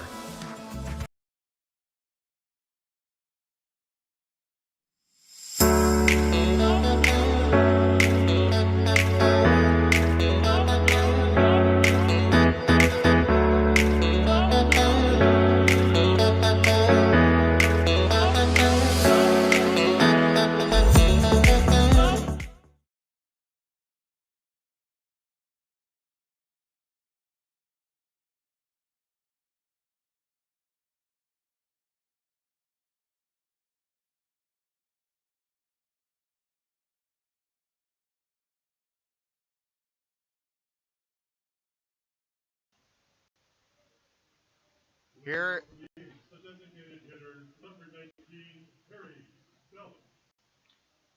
Here back in the bottom of the 6th, crowd favorite Harry Stealth, designated hitter, is up to bat first. Seems like whenever Harry, I was gonna say, left fielder almost drops it, but right as I was going to say, seems like whenever Harry leads off an inning, he always hits a home run. He did that earlier today. He did that in the play ball pool.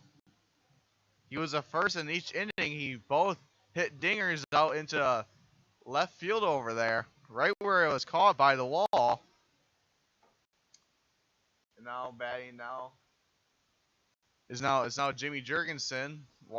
Watches a strut go by.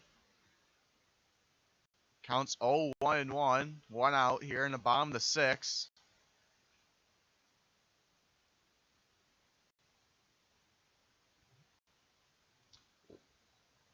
Low inside ball. Mike thinks that it almost thought it hit him, but counts 1-1-1. No batters on. So far, swing and a miss from Jorgensen. Steps out of the box. Recuperate himself. Clegg is still in the game, pitching for the Barons. Steps out, delivers the ball outside pitch. Counts even at 2-2 now. You're in the bottom of the 6th. Scores 5-8 here. Breaking ball inside. Count still 2-2 for Jorgensen.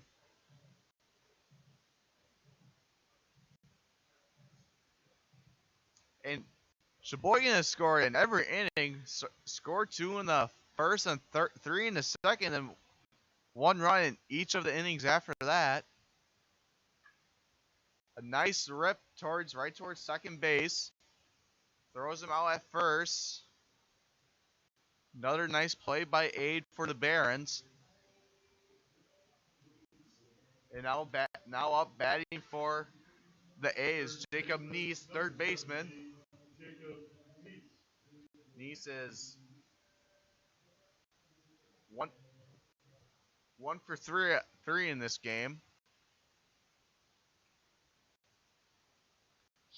In the last inning, well, last time he was in the 3rd inning, he was the one who thought was going to be a home run, but hit the Northwood sign and he got a double and pops one up right here. Shortstop runs in to come grab it.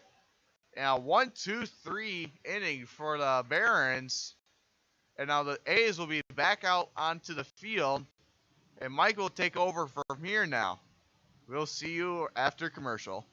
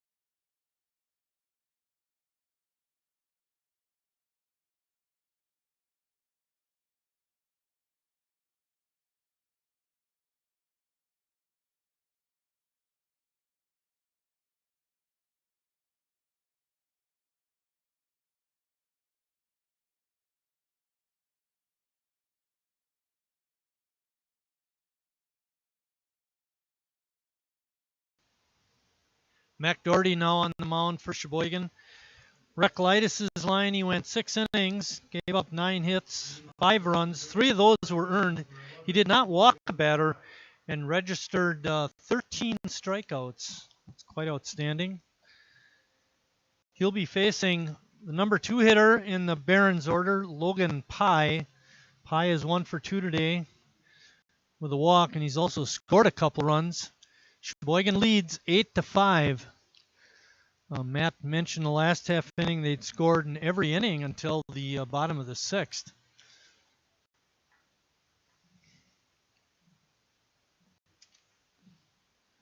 Doherty's from Sugar Grove, Illinois. Plays his college ball at Marion University. He was 6 feet, 170. He's 21 years old. Was 2-0 for Marion with a 4.59 ERA. He's experienced. That outside pitch makes the count 2 balls and 1 strike to Pye. Pye was 1 for 3 in game 1, 1 for 2 in this game, makes him 2 for 5 on the day. It's a line drive, base hit to left.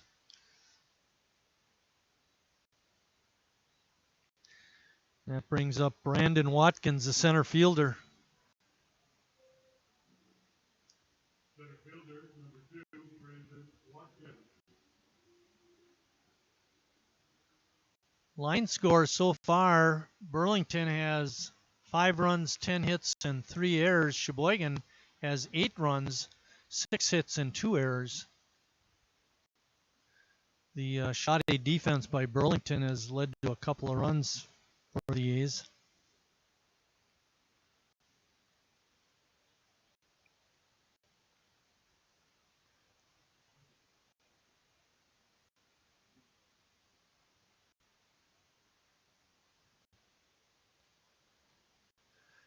Down 3, Pye is taking a conservative lead at first. There's a line drive to second. Nice scoop by Gussie. Throw to second out. Relay to first, not quite in time. Hancock not able to get enough on the throw. But good one-hop pickup by Gussie. Gets it over to Hancock for one. Burlington still has a runner on, but now it's Brandon Watkins. Next up is Ryan Vogel. Vogel's had a great game. He's 3 for 3. Scored a run and has an RBI.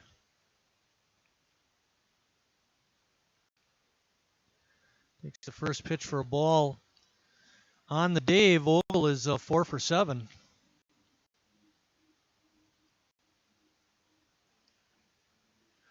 Sheboygan looking for a split in the doubleheader. They lost a heartbreaker in game 1, 6-5, after leading 5-3. Burlington tied the game in the top of the 6th, scoring 2, and then won it in the top of the 7th with Christian Brenner singling in Brandon Watkins, who this juncture of this game too is at first base.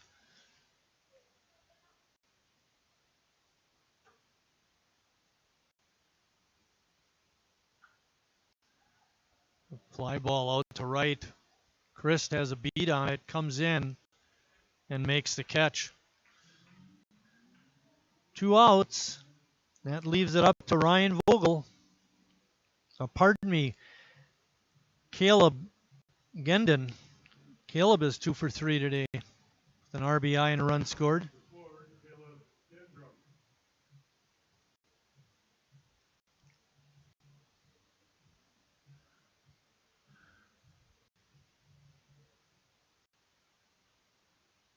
Time is called on the field. Now Phil Ducat, home plate umpire, puts the ball in play. Not wasting any time. Gendron fouls it back.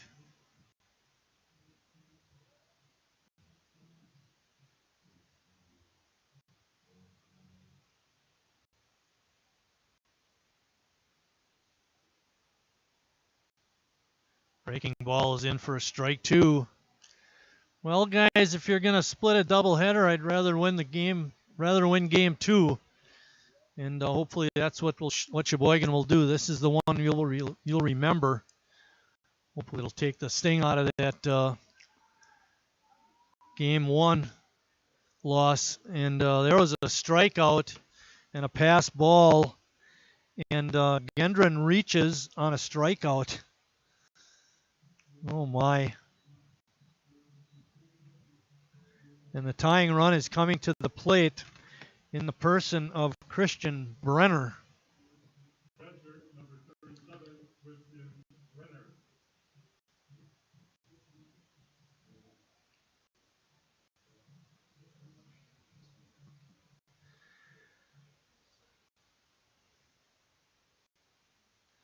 Doherty's got his work cut out again, facing the left-handed batter. First pitch is in for a strike.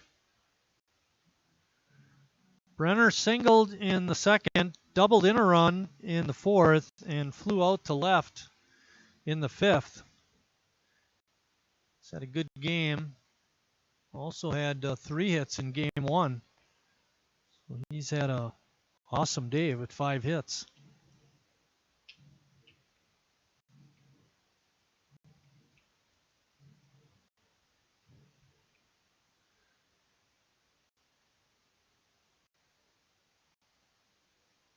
Swing and a miss. 1 ball and 2 strikes. The count. There are 2 outs. Sheboygan 1 out away from a doubleheader split with Burlington.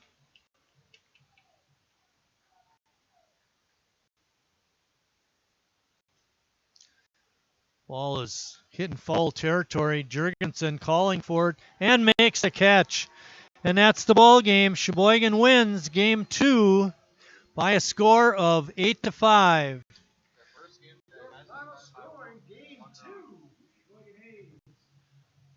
Line score for this ball game: Burlington 5 runs, 10 hits, and 3 errors. Sheboygan 8 runs, 6 hits, and 2 errors.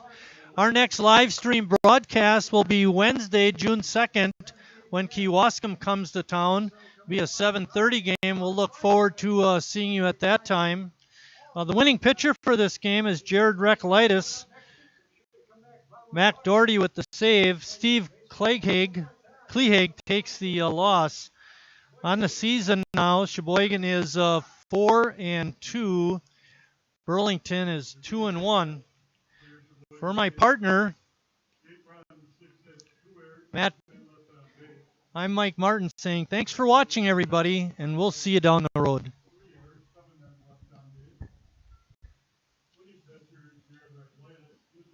All right. See you on Wednesday.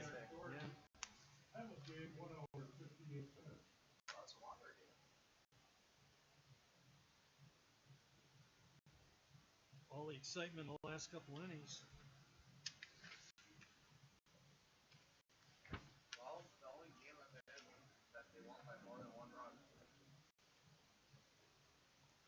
Yeah. Finally broke the trend. Start by sweeping up again. Get used to doing that this summer. Sweeping. And all the field level chairs go into the women's bathroom in this building. The white tables and concourse, those go to the women's bathroom.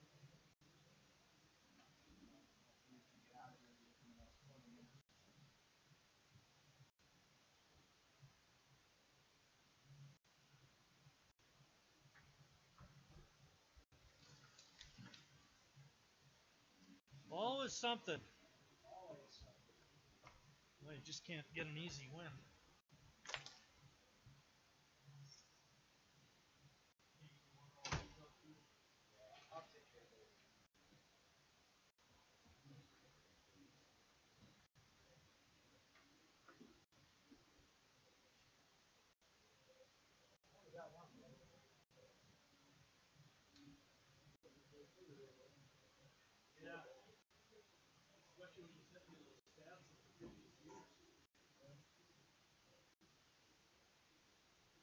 Chuck said walks will kill you.